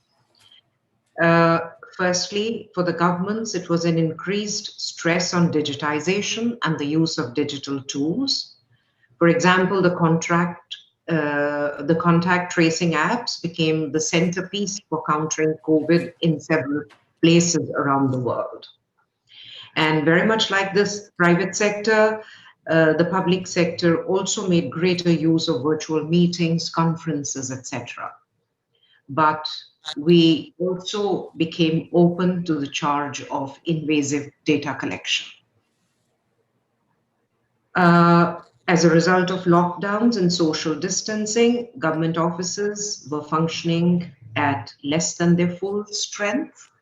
I think this had a negative impact on efficiency, but at the same time, the government employees were discharging a broader range of functions and were perhaps more effective than before.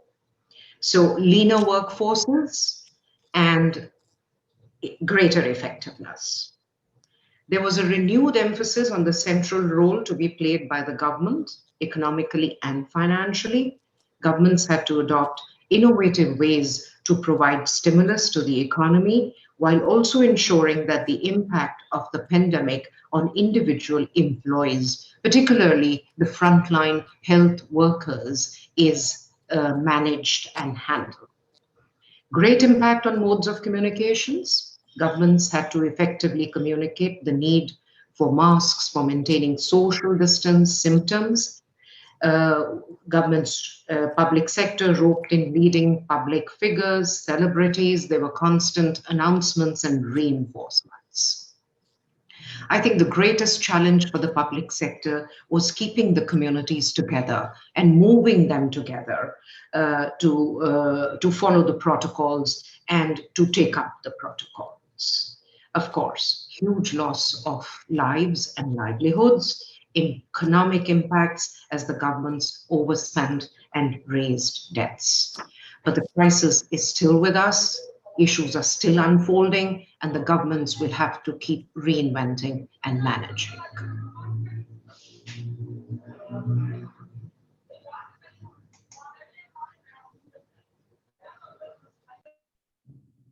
Thank you. Thank you very much, Ms. Chowdhury, for highlighting those important points. And I wanted to mention that this question came from Professor Laila Al-Baradai through the pre-registration, and she's from Egypt. So unfortunately, this concludes our session because we are running a few minutes behind. I think we had a very rich discussion and presentations from the various distinguished speakers.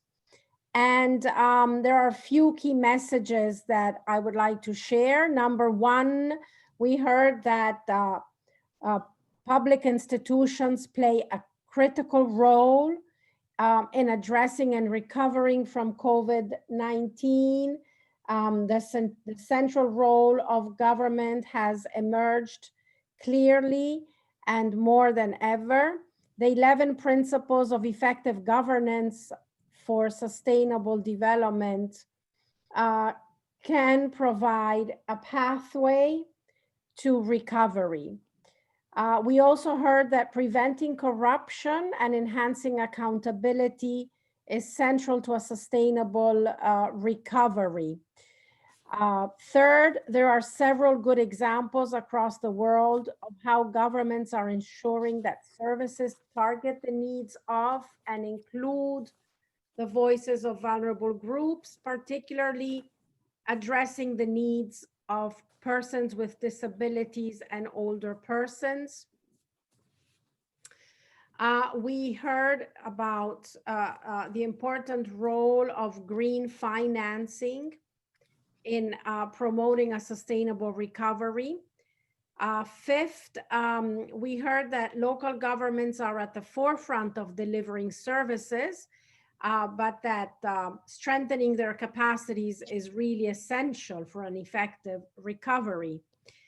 Six, we also heard from countries like Nepal, who have taken concrete steps to strengthen SDG 16, both challenges and also strides made towards more effective, inclusive, and accountable institutions. Seven, we also heard about the importance of putting in place institutional arrangements for SDG implementation, and there as well challenges and opportunities, as in the case of Papua New Guinea. This concludes the very insightful session. I thank once again the speakers for their inspiring remarks, and I would now like to give the floor to Dr. Hyun-Sok Kim, who will moderate the next session. Dr. Kim, the floor is yours. Thank you. Thank you, Adriana. Good morning, good afternoon, and good evening from Incheon, Korea. Welcome to the session 2 on partnerships and capacity development to implement the Sustainable Development Goals and build resilient societies. My name is Hyun-Sok Kim, and I am the Senior Program Management Expert at Undp from the Ministry of the Interior and Safety, Republic of Korea. We have a rich agenda today and a group of distinguished speakers from Asia and the Pacific region. Please note, the symposium will be recorded and live streamed on DESA Facebook, and it will be uploaded on Undp website after the symposium. Participants will have the opportunity to ask questions through the Q&A functions on Zoom and through chat on Facebook. We will have also received questions during the registration process. I will invite our speakers and ask questions, and the speakers will answer these questions. The importance of partnership has been fully recognized by the UN, by business, and by all leading institutions in international development. In the SDG era, all societal sectors are recognized as key development actors and part of the solution. In this session, we will explore ways to strengthen regional cooperation and key stakeholder engagement of the private sector, civil society, youth, and vulnerable groups through partnerships. Developing capacities for effective, accountable, and inclusive institutions in the context of building back better will also be addressed, as well as developing capacities for recovery and resilience for accelerating the SDG implementation. We will now begin our panel discussion. It is my great pleasure to introduce the first speaker, Mr. Ashish Narayan. He is the principal economist from Sustainable Development and Climate Change Department at Asian Development Bank. Mr. Narayan, I'd like to ask you the following question. In what ways can regional cooperation be strengthened to help in building more resilience in Asia and the Pacific region? Mr. Narayan, I'd like to request your answer, and you have the floor. Thank you, Dr. Kim, for the question. And good morning, good afternoon, good evening to all the participants. As far as the ADB is concerned, we see regional cooperation as being a critical element in building resilience, but also building back better across Asia and the Pacific region. Today, there is much greater coordination and cooperation among all the countries in the region on information sharing, capacity building, and policy coordination. This is complemented by another great advantage that we have now, the digital economy. And these two together give us an effective means of working together to overcome the disruptions to trade and supply chain driven growth that has been brought about by the recent pandemic. How can cooperation help? Over the past 50 years, connectivity has been critical in integrating the region. It has not only led to economic growth, but it's also built resilience.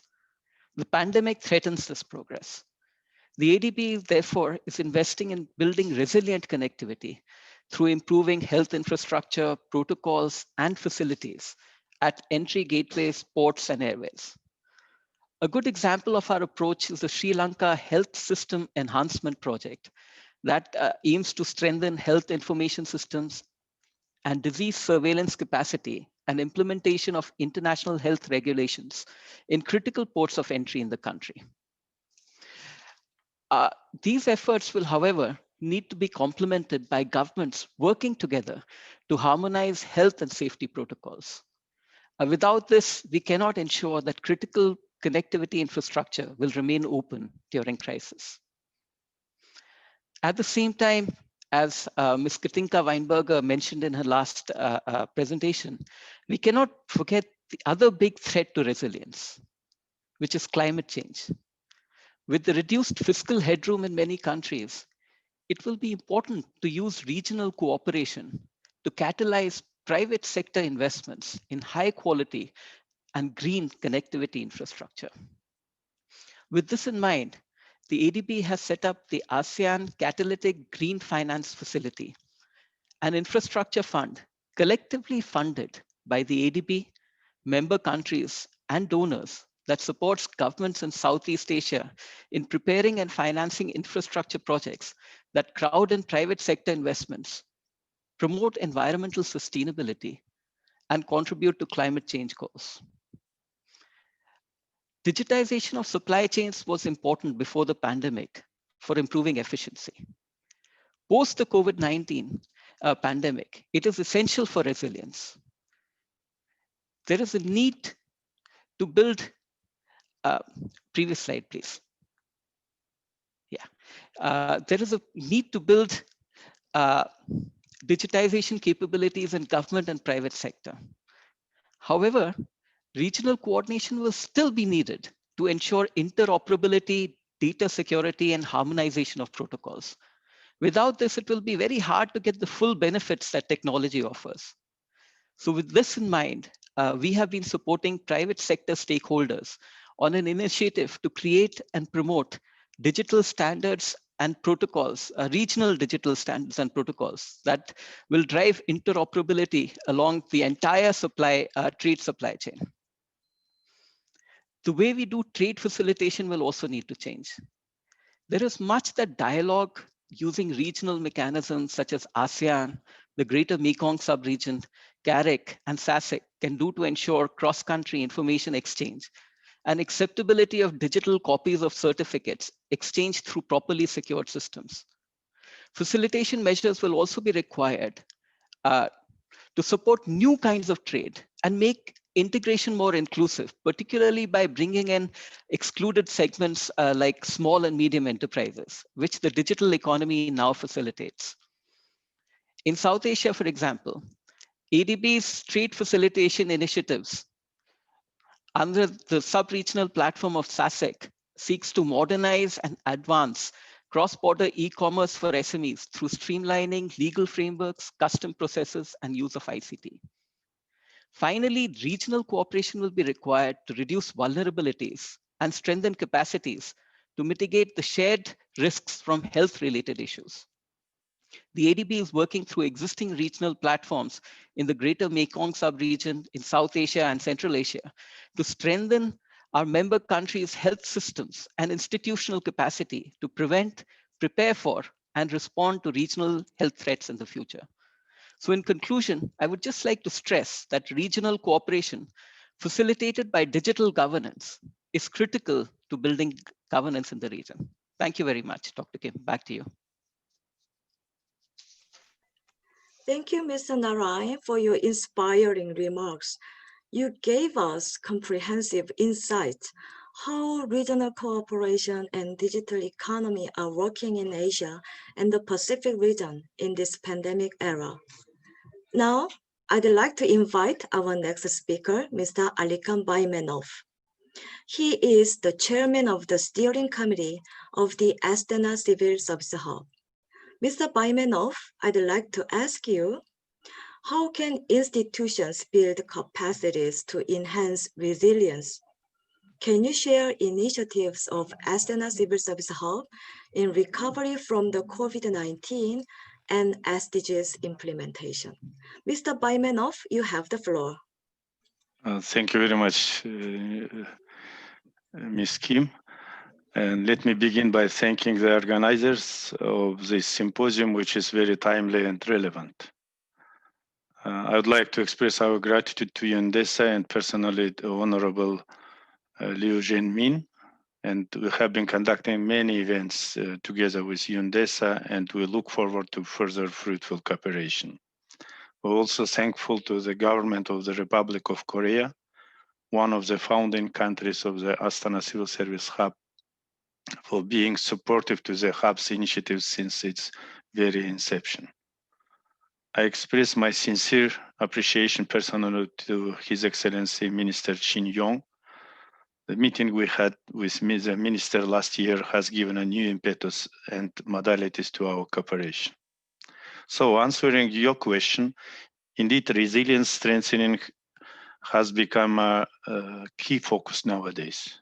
In addition to the characteristics required for governments to meet the VUCA world challenges, the pandemic has created a new reality and once again revealed the key role of public institutions.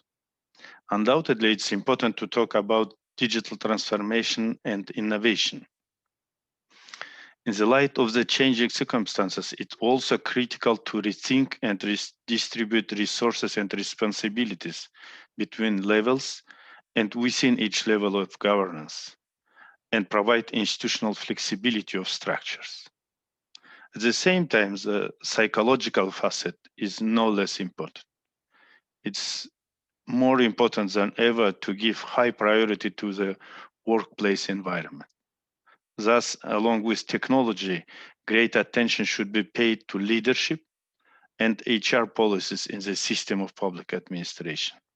In this regard, we have to rethink and enhance the role of HR units. Another pivotal aspect contributing to resilience building is trust. Public trust is as important as it's a driver, stimulating, motivating, and providing confidence to public servants.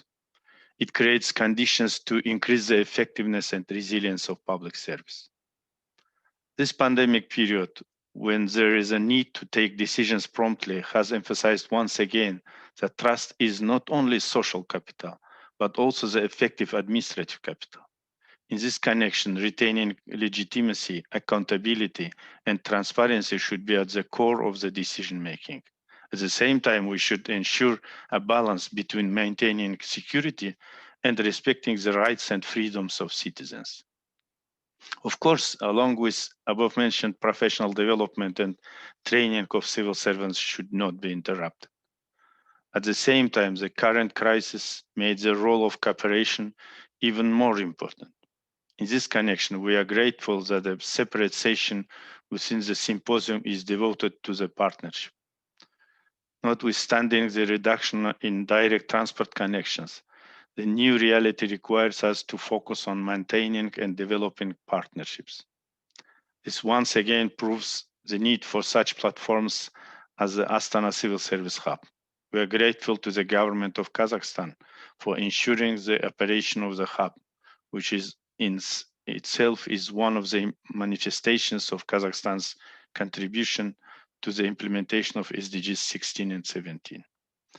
And second part of your question, in response to the COVID-19 pandemic, we have facilitated experience sharing by organizing more than 20 online capacity building events, in which over 3,500 civil servants, scholars, and experts from 46 countries have taken part. Besides, in times when learning best practices and cooperation are gaining ever-growing importance, Astana Hub has launched the Virtual Alliance of Practitioners for experience sharing in the context of COVID-19. The digital platform gathers and disseminates existing practices and innovative solutions employed in different countries. Today, the digital platform contains over 40 useful cases and articles that were shared by 10 countries and about 20 organizations, and which are available at the Astana Civil Service Hub website.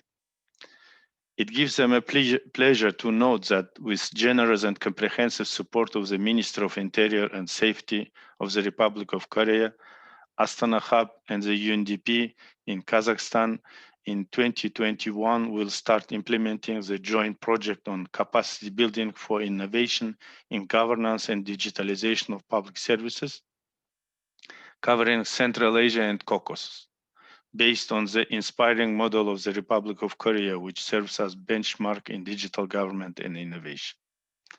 Along with various capacity building events on HR issues, the Astana Hub has also initiated a measure study on maturity of HR processes in Kazakhstan state bodies. We'll continue working in these directions. And I will stop here. Let me thank once again the organizers of this event. I wish all the participants good health and ample prosperity to your home countries. Thank you very much.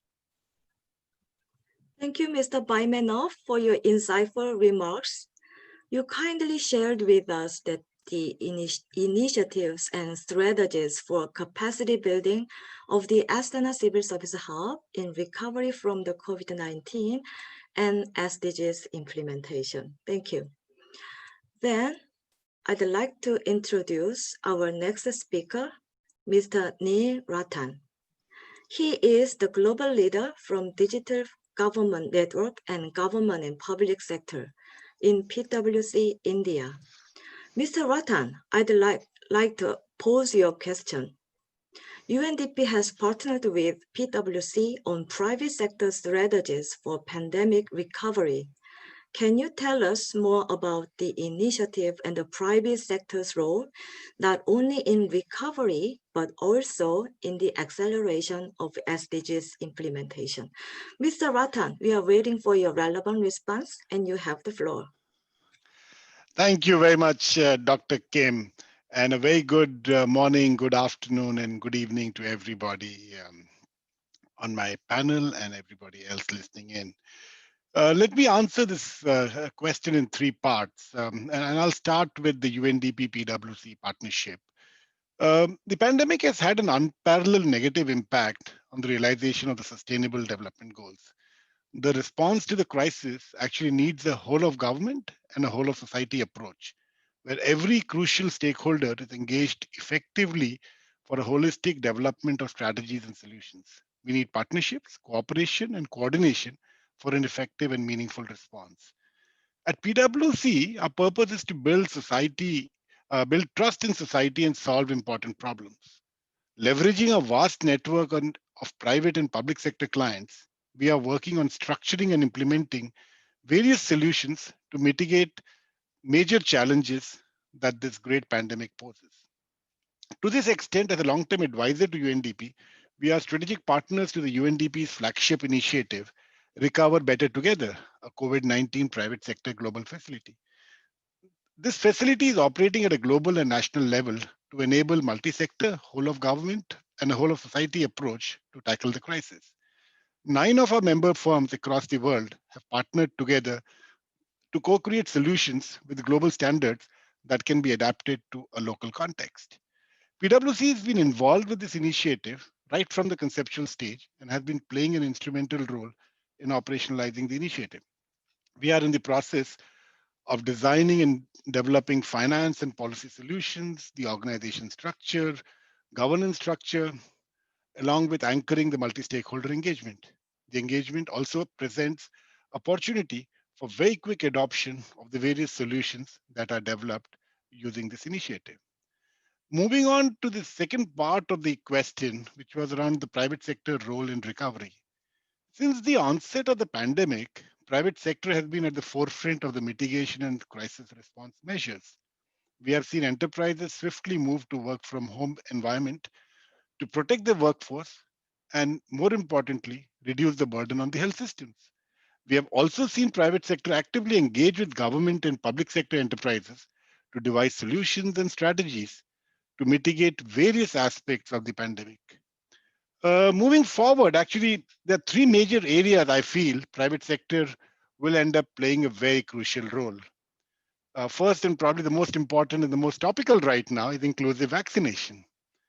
With the good news of potential vaccines all around us, private sector should, and I believe will end up playing a very proactive role in ensuring effective vaccination of every person on this planet, from production to storage to distribution to last mile delivery.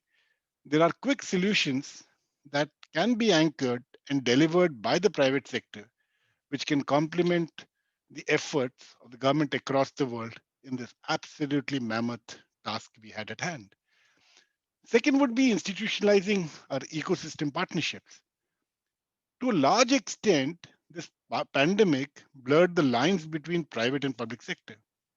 We saw historically unlikely and ad hoc cooperation and partnerships emerge between governments and private sector to enforce pandemic norms, supply of essential medical equipment, welfare delivery, etc., etc. This was also not without various uncertainties and confusion. We saw right from testing to medical devices to nature of partnerships to role of stakeholders, legality. There was many areas of confusion all around. Moving on, the third aspect I would say is the growth revival through differentiated strategies. This is going to be a product of economic rationale and the firm level culture. A quick recovery is possible only when private investments pick up pace. With normalcy returning, hopefully, and stimulus packages running actively around the world, we will see more and more enterprises return to business as usual and kickstart the growth engine. Moving on to the third very important aspect, Dr. Kim, you asked, in terms of the private sector role in acceleration of the SDG implementation. It's extremely ironic that the decade of action has commenced with a year of challenges. However, with crisis comes opportunities. In the post-pandemic world, I see there are two areas where private sector will play a very crucial role in accelerating realization of SDGs. The first is investment into sustainability, and we heard many conversations around this in the earlier sessions. We would notice that the assets managed under sustainable investment strategies have, I understand, crossed more than $30 trillion mark. Sustainability is giving investors more and more options, both in terms of duration and geographical coverage. Still, however, this amount cannot match the more than $100 trillion worth assets managed by only the top 500 global asset managers. This mismatch is clearly an indicator of the underlying problem that private sector is, though investing, but not investing adequately into sustainability. And this is leading to further losses when a crisis like this strikes. Going forward, we will see more and more investments into sustainability from investors, and we will need mechanisms within private sector to ensure that such investments actually materialize as well. Moving on to the other aspect for accelerating the SDGs is the realization of specific goals. With public sector focus converging on health, we will see greater role of private sector in health, particularly the digital health interventions. In the post-pandemic world, it is a great opportunity for private sector to become true partners in delivery of public health services. The other area really close to my heart as well, the disruption to normal operations of schools and colleges have highlighted the lack of alternate delivery channels of quality education. We've also seen the digital divide playing such a detrimental role in digital education.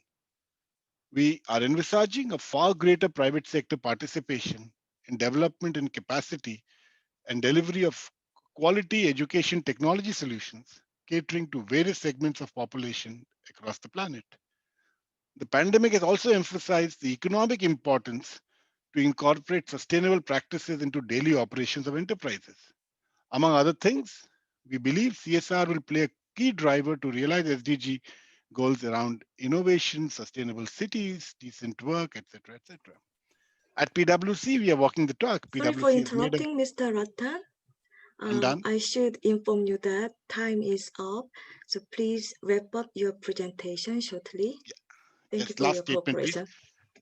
Last statement. At PwC, we're walking the talk. PwC has made a worldwide science-based commitment to achieve a net zero greenhouse gas emission by 2030. Thank you. Back to you, Dr. Kim. Thank you, Mr. Rattan. Sorry for interruption. Done. Yeah, thank you for your knowledgeable insights. As you commented, partnership with the private sector has a crucial role in this pandemic era. Now, I'd like to introduce Mr. Gomo Padong as our next speaker. He is the director at Philippines Social Enterprise Network. Mr. Padong, I'd like to ask you, civil society was a key stakeholder in the development of the 2030 agenda. What can civil society do to ensure inclusive and equitable recovery from the COVID-19 and contribute to the successful realization of the agenda? Mr. Padong, please share your thoughts with us, and you have the floor. Thank you so much, Dr. Kim. Good morning, good afternoon, and good evening to everyone. It's a pleasure to join this panel today, and I look forward to the interaction after the inputs. The next slide, please. To answer Dr. Kim's initial question, it's true that civil society was a key stakeholder in the 2030 agenda. So to ensure inclusive and equitable recovery from COVID-19 and to contribute to the successful realization of the agenda, the contributions of civil society should be harnessed. Unfortunately, such is not the case for a lot of responses in Asia. This slide indicates responses of civil society in cooperation with governments, and on the right column are some responses where civil society did independent work from government. For some of our partners, especially in Indonesia, some of the best practices include involvement of technical staff, such as medical doctors, lab scientists to sit on response committees, or complementing the work in local hospitals and clinics. Some even raised and provided funds directly for COVID responses. Independent from government, immediate activities were around communication programs, distribution of resources, supplies, as well as masks and personal protective equipments, as well as ensuring continuity of care in the health facilities. Next slide, please. Active civil society involvement has resulted into positive results, including number one, a coordinated response, increased community engagement and risk communication, inclusivity of different sectors of the community in the response, as well as civil society involvement in advisory and technical committees. On to my third slide, please. I would like to share some insights of a webinar series which my organization, the Institute for Social Entrepreneurship in Asia, has run for 10 weeks from May to July 2020 to capture responses from social enterprises and social enterprise resource institutions in Asia, from India to Vietnam, from Philippines to China. And the recordings of the webinar series are available in our Facebook page. The first insight is that the webinars validated the value of multi-country learning platforms of social enterprises and civil society organizations, featuring models, initiatives, and networks in responding to the COVID-19 pandemic and building back better. Each model or initiative featured was an inspirational story demonstrating various roles of social enterprises and civil society organizations in responding to the pandemic that in ways that, number one, promoted social enterprise values of social equity, sustainability, and solidarity in protecting and catering to the unmet needs of the marginalized and most vulnerable sectors and communities. Social enterprises provided access to health services, masks and personal protective equipment, healthy food, livelihood, agricultural services, information, education, and the basic needs and services of marginalized sectors and communities, as well as social entrepreneurs and frontliners who serve them. Also, social enterprises pursued social innovation and creatively utilized ICT and the social media to become more responsive and to enhance outreach. They mobilized stakeholders, community assets, and networks in reaching and catering to the marginalized and most vulnerable. Finally, they also disrupted and showed potential for disruptions for the common good. Next slide, please. The second insight is that multi-country learning platforms need to support and draw from local initiatives and expertise to build new and enhanced capabilities among social enterprises, resource institutions, civil society networks to respond to a changed reality, recover and build back better.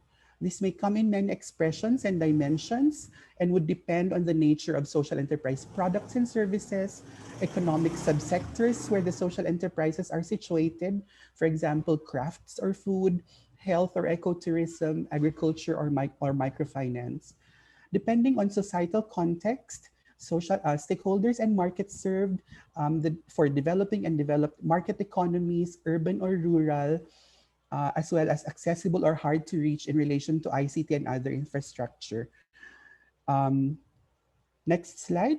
The third is that multi-country collaboration to project collective impact of platforms relevant to the recovery of social enterprises to be able to contribute to the SDGs entails developing a system of responsive tools and local capacities to measure impact and progress in achieving them, and the commitment of participating social enterprises and social enterprise resource institutions to do such.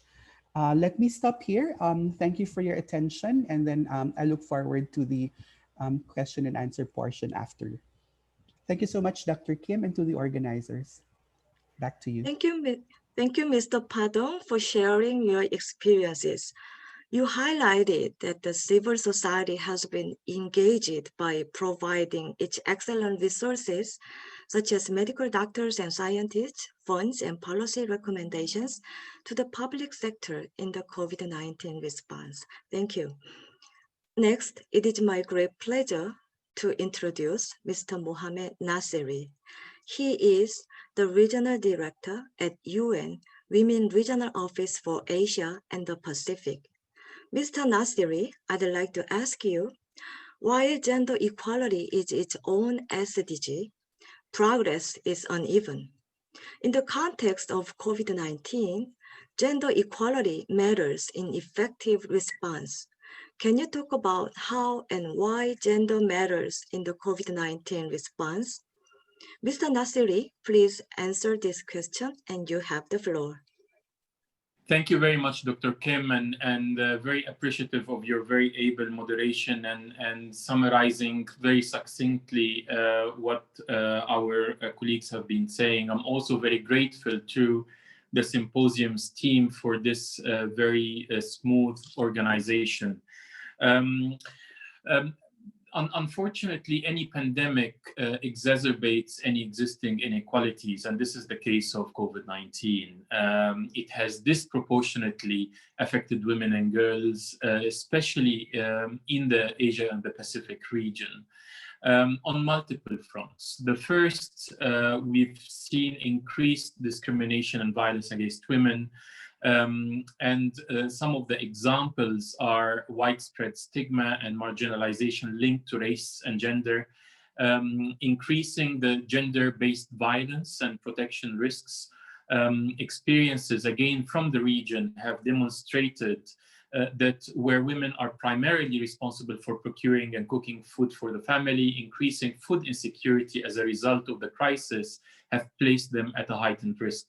There is intimate partner violence and other forms of domestic violence. We also do see challenges in meeting the needs of women healthcare workers, including first responders and care workers.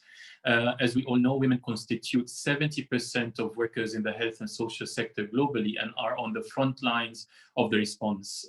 Women healthcare workers have called attention to the specific needs beyond personal protective equipment, including to menstrual hygiene needs. Psychosocial support also should be provided. We also have seen the impact, the negative impact on the women's economic situation. They have been disproportionately impacted by COVID. We all know that women generally earn less, save less, hold less secure jobs, and more likely to be employed in the informal sector. They have less access to social protection. Their capacity to absorb economic shocks is therefore less than of that of men. A large share of women's employment is in the informal economy, including domestic work, jobs that lack labor rights and social protection, including healthcare, sick leave, or unemployment benefits. We've also seen loss of livelihoods and increased gender gaps in the economy, as women are more likely to be engaged in the informal sector. And we've seen an increased burden of unpaid care work on women and girls who are assuming additional domestic responsibilities. Because now we have increased caregiving responsibilities for the elderly, homeschooling for the kids, and that has all been put on the shoulders of women.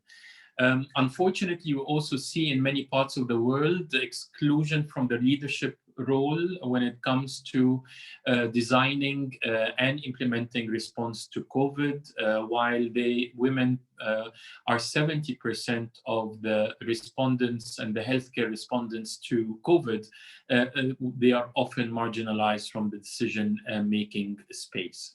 If we move to the following slide, I can also talk to how we as UN Women in the Asia and the Pacific have very swiftly responded, started by generating right data and evidence. We've put out a survey in 10 countries that reached 27 million people. And unfortunately, the results of these surveys have somehow confirmed what I have stated earlier on the existing inequalities. We've worked on influencing the local and government strategies, especially looking into the economic stimulus packages.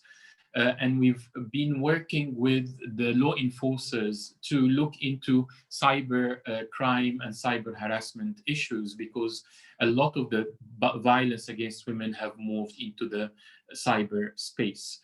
If we move to the following slide, we've also seen how can we have utilized our expertise in different countries across the region by giving space to the civil society and by giving agency to women's groups across the region. And finally, going to the final slide, we can also see that we've been continuing to try to advance women's leadership in the response and the recovery of the pandemic, ensuring minimum representation of 30% of women in national and subnational responses in certain countries, facilitate the engagement of women leaders in the decision-making and giving them the space to the extent possible. I do note the limited amount of time, Dr. Kim, so I will stop here and I will be happy to respond to questions later on. Very grateful to you, and back to you. And thank you, Mr. Nasiri, for sharing comprehensive thoughts. It is very impressive that you and your partners are striving to respond COVID-19 for ensuring women's rights and needs through broad partnerships. Thank you. Now, I'd like to invite a very special speaker, Ms. Sarah Yoon. She is the winner in the 4th Youth Forum on SDG implementation just 4 days ago. Ms. Yoon, I'd like to congratulate on winning the award and ask you a following question. How can youth be energized and engaged in building resilient and sustainable societies? What are the ways to meaningfully engage them? Welcome, Ms. Yoon, you have the floor. Thank you very much. Before I move on, my camera doesn't seem to be detected in this Zoom at the moment. Would it be okay if I proceed without the camera, or would it be preferable that I exit very quickly and come back?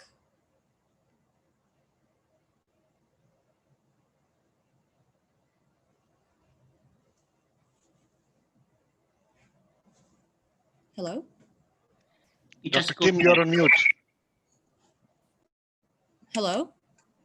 Okay, go ahead, please. The Yeah, is it okay if I just slides. proceed without Okay, okay. Okay, can I proceed? Sure, thank you. Okay. Okay, greetings, dear participants of the symposium. I apologize for the lack of a camera. It doesn't seem to be detected on Zoom at the moment. But thank you very much for the introduction. My name is Sarah Yoon, and today I'll be speaking on behalf of the youth and how the youth can be better engaged and synergized with in order to build more resilient and sustainable societies as we bounce back from COVID-19. I'll speak with reference to what I proposed at the 4th Youth Forum on SDG implementation held just last Friday, while also drawing from some of the valuable discussion points that were carried forward by the youth. Next, please. So, as the COVID-19 pandemic continues to evolve, it has become alarmingly clear that its impacts will severely and disproportionately affect the youth in all known spheres of life. It is upon this light that I proposed the 3-pronged connectivity approach as a direction to increase the resilience of the youth through their connectivity in the digital, market, and decision-making spheres. These specific targets were chosen as they're where youth exclusion occurs most severely in the current pandemic. More importantly, they're interconnected in the sense that one sphere cannot be meaningfully or sustainably improved without the other. This signifies that tackling these three spheres that mutually reinforce one another can potentially maximize the youth's capacity for resilience to build back better from COVID-19. However, in the interest of time for today, I would like to draw your attention specifically to the market and decision-making connectivities, as that's also where the discussion majorly took place during the forum. Next, please. Firstly, on market connectivity. The market preparedness of the youth, or their relevance and indispensability at work, must be strengthened through the development of future-proof skills through e-learning, project-based learning, and digital literacy that will empower the youth with technical, vocational, entrepreneurial, and socio-emotional skills that are relevant and marketable. And speaking from my own personal experience during university, participating in youth consultancy groups and working on action and research projects that were actually in partnership with corporations as our real clients allowed me to gain not only hands-on and problem-solving opportunities, but also resilience traits, things like perseverance, courage, or learning from failures, which I could not have garnered only through in-class learning and ended up becoming extremely critical when I wanted to land my positions of desired jobs in the job market.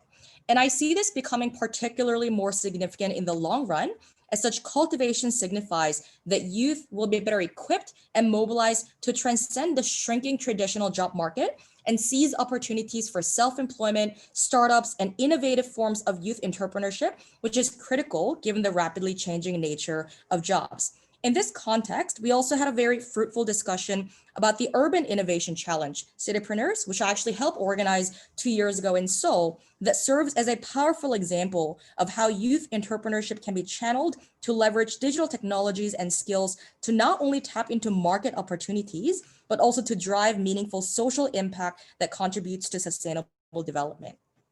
However, I believe that the internal development of the youth alone is not sufficient in assuring their resilience. Rather, it should be complemented with the external development of systems, policies, and institutions that define the job market for the youth. To this end, I believe that market readiness for the youth should be a two-way concept that applies to both the youth and the market. Secondly, in regard to inclusive decision-making of the youth, during the youth forum, there was a common concern surrounding the one-time nature of many projects and opportunities that involve the youth and the lack of continuance, especially from the marginalized and vulnerable groups whose voices we need even more. On this concern, the youth agreed on the importance of further institutionalizing youth inclusion in decision-making processes through what is called youth checks. Governments can conduct ex-ante assessments or establish built-in mechanisms to address short-termism in policies to evaluate and monitor the distributional impact of government's actions on future generations and to utilize these findings to promote greater youth inclusivity. Furthermore, expanding opportunities or platforms for the youth to take actual positions in political posts or political seats was also reminded as a part of ongoing efforts to tangibly and sustainably empower the youth. Next slide, please. So tying everything back together, these were 3 points that I wanted to address during the presentation today that should be remembered and recalled throughout the process of youth engagement. But due to a lack of time, I won't be going through each and every one of it. So at the end of the day, the overall impact that I hope to foresee through this integrated and targeted approach is an increase in not only the quantity, but also the quality of youth's connectivity to digitalization, market, and decision-making processes, which are very important in properly mainstreaming the youth as a true agent of change in our commitment to sustainable development. Thank you very much for your time. And that concludes my presentation. Okay. Thank you, Ms. Yoon, for your inspiring remarks. I fully agree with you that youth inclusion and empowerment should be considered as an instrument for the SDG implementation. Thank you again. Now, I'd like to introduce Mr. Sanjaya Bhatia. He is the head of UNDRR Office for Northeast Asia and Global Education and Training Institute. Mr. Bhatia, I'd like to ask you, risk-informed governance is becoming more critical in the current context. What can governments do to move towards risk-informed sustainable development? Mr. Bhatia, we are waiting for your relevant response and you have the floor. Thank you very much, Ms. Kim. So this is a big challenge today, and there are a few steps that governments can take to improve their risk governance. One is especially to join international and regional initiatives and networks, because there are many of them around, and they all talk about resilience and implementation of global frameworks with resilience in mind. And in these networks and initiatives, they'll be able to exchange ideas with peers and understand what they are doing and adapt and adopt. Also use many tools available. There are many tools available, and I'll talk about them in my presentation briefly. Try to look at resilience markers in the public budgets. That is being adopted by many countries to have a kind of a checklist to make sure that resilience is being addressed in all the development investments. And then again, look at systemic risk. So the next slide, please. When we look at risk, we are more in this part which is in the red, which is we are good at responding to disasters. But where we want to be is in the green blue part, which is being able to live with uncertainty, because as you see, today also there is a lot of uncertainty, but we should be able to manage the risk, not just responding to disasters. Next slide, please. And to do that, one of the other possibilities is to enhance the capacity of the civil servants, both at the national and the global level, so that they are in a position to implement the Sendai framework, the SDGs, the Paris Agreement in cohesion, because all three are interrelated. We cannot achieve the SDGs without disaster proofing, so and climate proofing. So that needs to be done.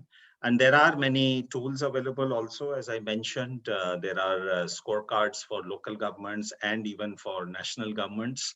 There is even a health scorecard which would help governments manage the current pandemic, for example. The next slide, please.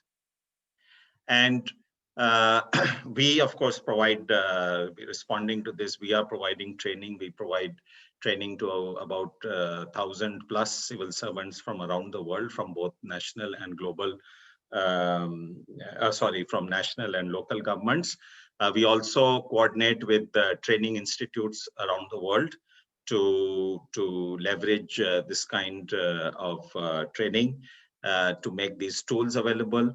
We also coordinate Making Cities Resilient 2030 Global Partnership, which includes all key urban risk reduction partners from around the world, helping cities all the way from now to 2030 to implement both the Sendai framework, but in cohesion with the SDGs and the Paris Agreement and the new urban agenda and so on, so that the governments can practice and implement risk-informed governance. And the last point I would like to say is governments need to also look at multi-sectoral and multi-stakeholder. Leave no one behind, make sure everyone is part of the process, and look at risk from systemic angle. Systemic meaning, for example, in COVID, it is a biological problem. Started as a biological problem, but today it's a socio-economic crisis. So understand the systemic nature of the risk. With that, I will end my intervention. Thank you. Thank you, Mr. Bhatia, for your insightful remarks. You focused the necessity of capacity development on disaster risk reduction. And in this context, your organization is playing an important role in training civil servants. Thank you again. Now, it is my great pleasure to introduce Ms. Kalma Hamudolji as the last but not least speaker in our session. She is the chairperson of the Royal Civil Service Commission of Bhutan. Ms. Dolji, I'd like to ask you, can you share Bhutan's experience in responding to the pandemic? What are the lessons learned? What are the plans for strengthening capacities for future shock? Ms. Dolji, I'd like to request your answer, and you have the floor. Thank you, Ms. Kim, for this opportunity, to you and DESA as a whole. Good morning, good afternoon, good evening from Bhutan. So I will be presenting the case of Bhutan and how we have responded to the COVID-19 pandemic. Next slide. So Bhutan is a mountainous, landlocked, very small country. Next slide. Located in South Asia between China and India. Next slide. In terms of our development philosophy, we have what we call the gross national happiness as our development philosophy, which is a holistic and sustainable approach to development, which balances material and non-material values. Next slide. So as far as the COVID situation in Bhutan, we've been quite fortunate. We've had 0 deaths, less than 400 cases, and very minimal community transmission. Next slide. So in terms of the lessons learned, the first lesson is leadership is key. In Bhutan, led by His Majesty the King, together with the Prime Minister, they have worked tirelessly in terms of trying to ensure that we contain the pandemic and also all the socioeconomic challenges that have come with the pandemic. And that we see them working tirelessly, visiting all the red zones, visiting all the places that are where people are affected. And that in turn, because of this kind of leadership and this kind of political will and commitment into a whole of government approach as never before. So next point. Can we go to the next point? So this, in turn, we see has led to a very effective and efficient management and command structure, which consists of a national level COVID task force, which looks at it at the whole of at the national level. And we have 3 regional COVID task force that looks after the various districts. And then that in turn, we have the respective district COVID task force. So this cascading from the national level down to the regional level, down to the district level has been a very effective command structure that was set up very quickly as soon as the situation started escalating. And another learning from the current pandemic is that we have to be agile and we have to be flexible in our approach. What used to work in the normal times now doesn't work as well, and there has to be rapid developments that keep up with the pandemic. So a very simple example, the procurement rules were simplified and were made very easy so that procurement of medical equipment, PPEs, and all of that goods and services to contain the pandemic were quickly procured. Similarly, there was monetary and fiscal measures put into place to ensure that there was as much as possible to mitigate the very devastating effects of the pandemic. Next point. So as never before, we see that there was a lot of collaboration with many stakeholders, including non-government organizations. Next slide. Next slide, please. So in terms of the kind of stakeholders that we've worked with, as I've mentioned, the governments at the central and local governments as well. We have the security forces also mobilized. We had what we call voluntary peacekeepers, or they're called DESUMs, consisting of people from all sections of society. We had the non-government organizations, state-owned enterprises, private citizens, private enterprises, all pitching in and trying to work in tandem with the government. Next slide. So the pandemic also has shown us that this is an opportunity to foster a lot of structural reforms in building what we say effective disaster management systems, in accelerating the digitization process, the digital economy, and an opportunity to rationalize many of the red tape that exists and to relook it and try and make it simpler. Next slide. This is my last slide. So in terms of what have we done in terms of building government capacities, we have done it in the past and we continue to do now, is soft skilling. We believe that we have to skill all our civil servants, especially at the managerial and supervisory positions, including those who are working in hospitals, given the situation that they are under a lot of stress, basically giving them trainings on mindfulness, emotional intelligence, building competency frameworks, which we have started from last year, and we continue to work on it because these are the blueprints in terms of what investments we want to make into HRD. Coaching and mentoring is mandatory. All supervisors at division level who are at chief and at minimum at division level are given coaching and mentoring skills, because that's the way we believe that performance can be enhanced. There's better communication, there's a better culture at work. And of course, specific to the pandemic, we've moved to digital solutions for capacity buildings. We've signed up to a virtual learning platform as an example, Mind Tools, so that all supervisors, managers have continued to learn because of physical distancing. There are challenges to holding, the conventional trainings. So this, in a very brief, are the kind of investments we've made. So thank you very much, Ms. Kim, for this opportunity. I close now. Thank you, Ms. Dorji, for sharing Bhutan's experiences with us.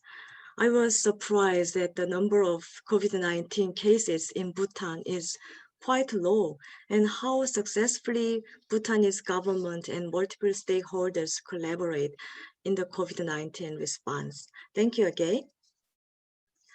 Now we will have a Q&A session. Before we get started, I'd like to inform you that we are running a little behind schedule, so please kindly stay connected till the session is over. Thank you for your cooperation in advance. As I have notified you earlier, we have received a number of questions from the audience during the session and during the registration process. All the questions are very interesting, but I will choose several questions from among them due to the time constraints. Here is the question from Shivani Apadu. The question is, I'd like to know if you have examples of countries who have experienced disaster events during the COVID-19 and how the respective countries have tackled the situation in terms of response and recovery as well as resilience. I'd like to forward this question to Mr. Sanjaya Bhatia from UNDRR office. Mr. Bhatia, could you give us your thoughts on this issue? Is it okay? No, thank you, Shivani. This is a very, very complex situation. So this is what we call a cascading emergency, that you have one situation, which is the COVID-19, and then we've had, for example, cyclones in the Pacific, we've had in Philippines, we've had in Bangladesh, and currently right now happening in Central America. So it makes a complex situation even worse. And there are precedences in the past also. For example, the Great East Japan earthquake, which caused a tsunami, which caused the Fukushima problem. So compounding the complexity of the situation. How to tackle it is very difficult for any country, so developed or developing. And of course, with less capacity, it becomes even more complex. The one way is to have SOPs and guidelines in place beforehand, and also when doing the scenarios for the risk planning, to look at firstly the kind of scenarios which are unthinkable or unexpected, because that's what's going to happen. It's always the unexpected that happens. It is not, it's not so well planned that we can say this is going to happen next. Nobody knew even in December or November last year that the world would be locked down in COVID. this year. So it's always the unexpected. So have that as part of the planning. And that's why I mentioned also living with uncertainty. So expect uncertainty to happen and plan accordingly. So the countries which did face this problem, they managed as best they could. But of course, there were a lot of challenges. For example, even moving people to shelters, then there's no physical distancing, obviously. And then putting them into the health system because it's already overwhelmed with COVID patients. So all these complexities are there. They manage somehow, but it's better to anticipate at least the uncertainty and the unexpected and plan accordingly. That would be better. Over.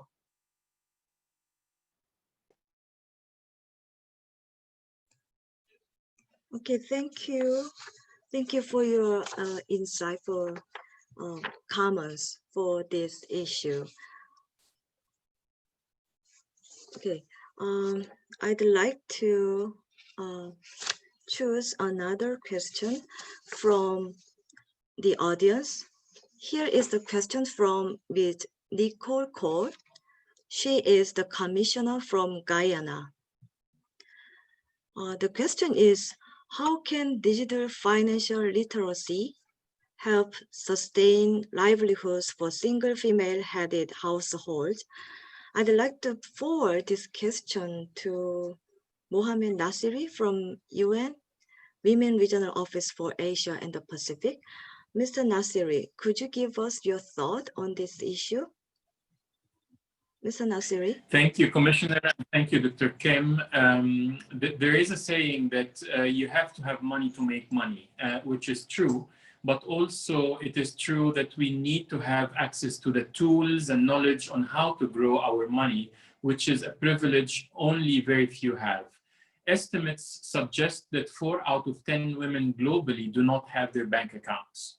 In some countries, we have seen that moving to digital finance, like mobile cash, mobile wallets, saves women from making long journeys to the bank to collect their salaries. We also see that it is more personal and women are more likely to remain in control of their wages opposed to cash wages where another family member may control the earnings.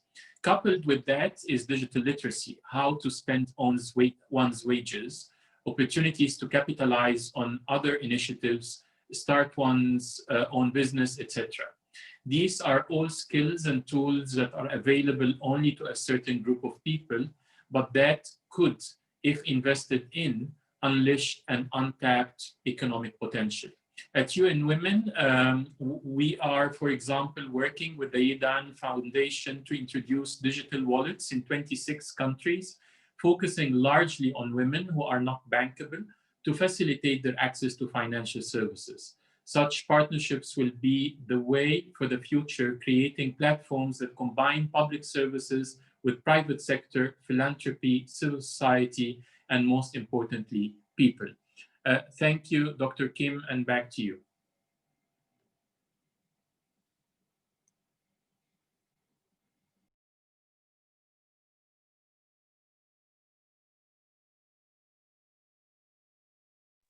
Suki, Sorry again. Thank you very much for your sharing your thought, Mr. Nasiri.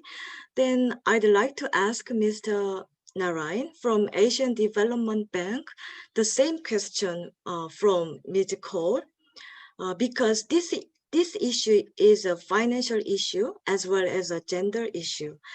The question is, how can digital financial literacy help sustain livelihoods for single female-headed households?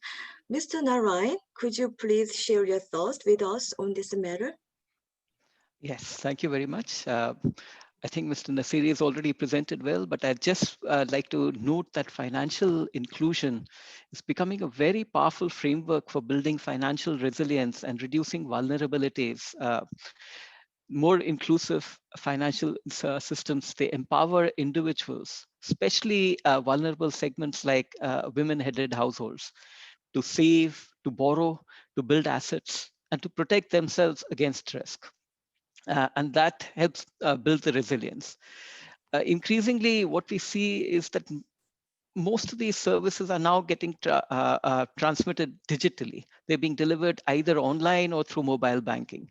So financial literacy, and especially digital financial literacy, then becomes a very important instrument for being able to effectively access and utilize these services.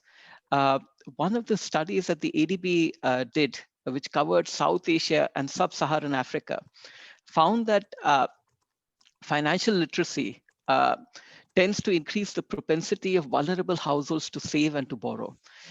And in some segments, it was interesting to see that digital literacy, digital financial literacy, has an even larger impact than financial literacy. And this is probably because some of the vulnerable segments are more likely to rely on digital mechanisms, either because they save time, as Mr. Nasiri was mentioning, or because they save travel. Sometimes travel is often costly and risky, and anything which delivers financial services to your doorstep is much more likely to be picked up by vulnerable households, especially by women. At the same time, I would just like to note that the study also showed that there are gender effects, that the positive effects of digital literacy are higher for males than for females. And this probably points to the persistence of other barriers that also need to be tackled alongside digital literacy for us to really have an impact. So I'll stop there and hand back to you. Thank you, Dr. Kim. Thank you, Mr. Narayan, for focusing on financial digital literacy issue from the different aspect. Thank you. We have time, so I'd like to choose one more question from the audience. The question is, what strategy is suggested to follow to build the capacity of the local government to mitigate the spread of COVID-19? I'd like to forward this question to Ms. Karma Hamadolji from the Royal Civil Service Commission of Bhutan. Ms. Dolji, could you please share your thoughts with us on this issue? Thank you, Ms. Kim.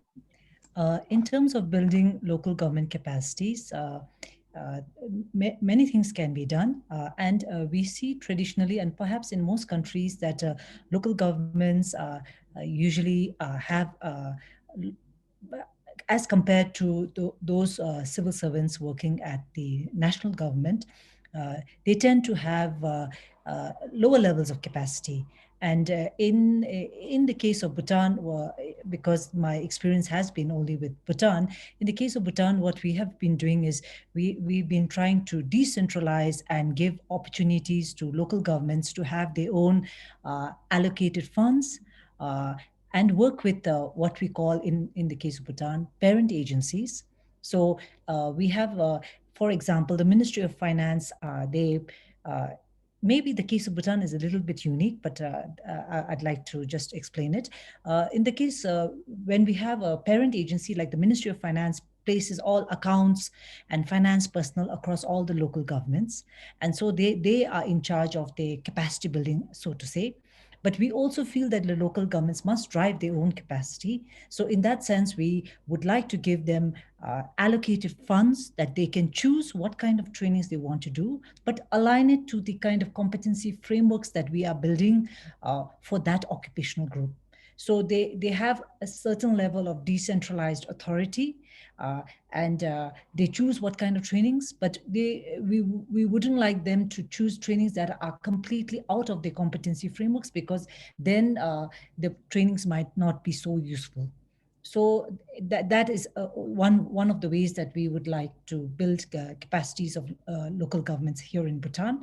And perhaps in terms of building the capacities for disasters, these are things that the relevant national agency in in all countries, they have usually, in Bhutan, we call it the Department of Disaster Management. They build these frameworks. They ensure that all the various protocols and rules and regulations are placed in place, and local governments can then sign up and work with the Department of Disaster Management in terms of building capacity, resilience, being prepared, and mitigating risks right from the beginning. Thank you. Thank you very much, Ms. Dorji, for sharing the experiences of Bhutan to respond to COVID-19. Then we should wrap up the Q&A session. Even though it was relatively short, I think it was a greatly valuable and productive time for us.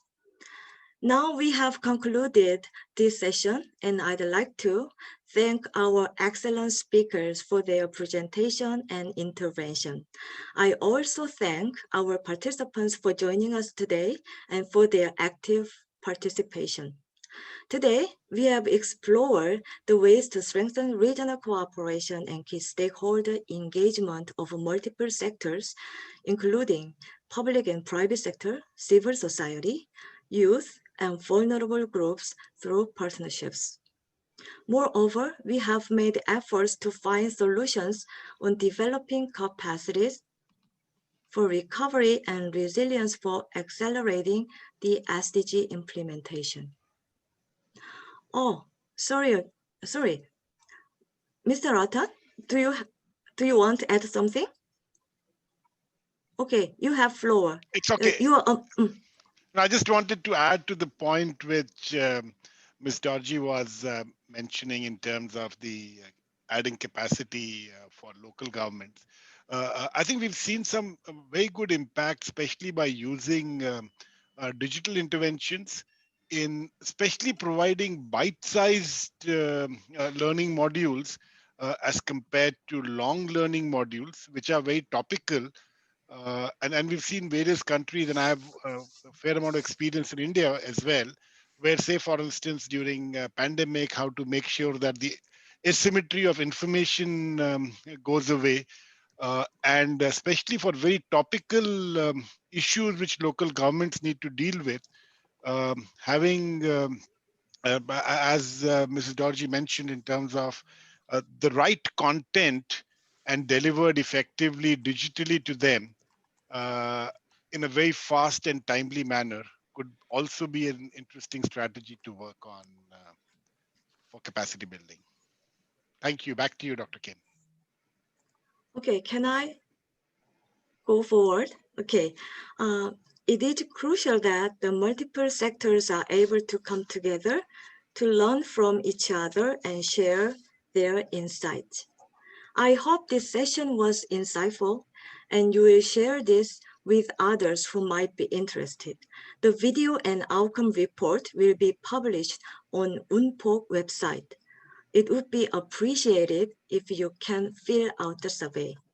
Thank you again for joining us today and staying longer than you expected. And we hope to see you tomorrow on day 2 of the symposium.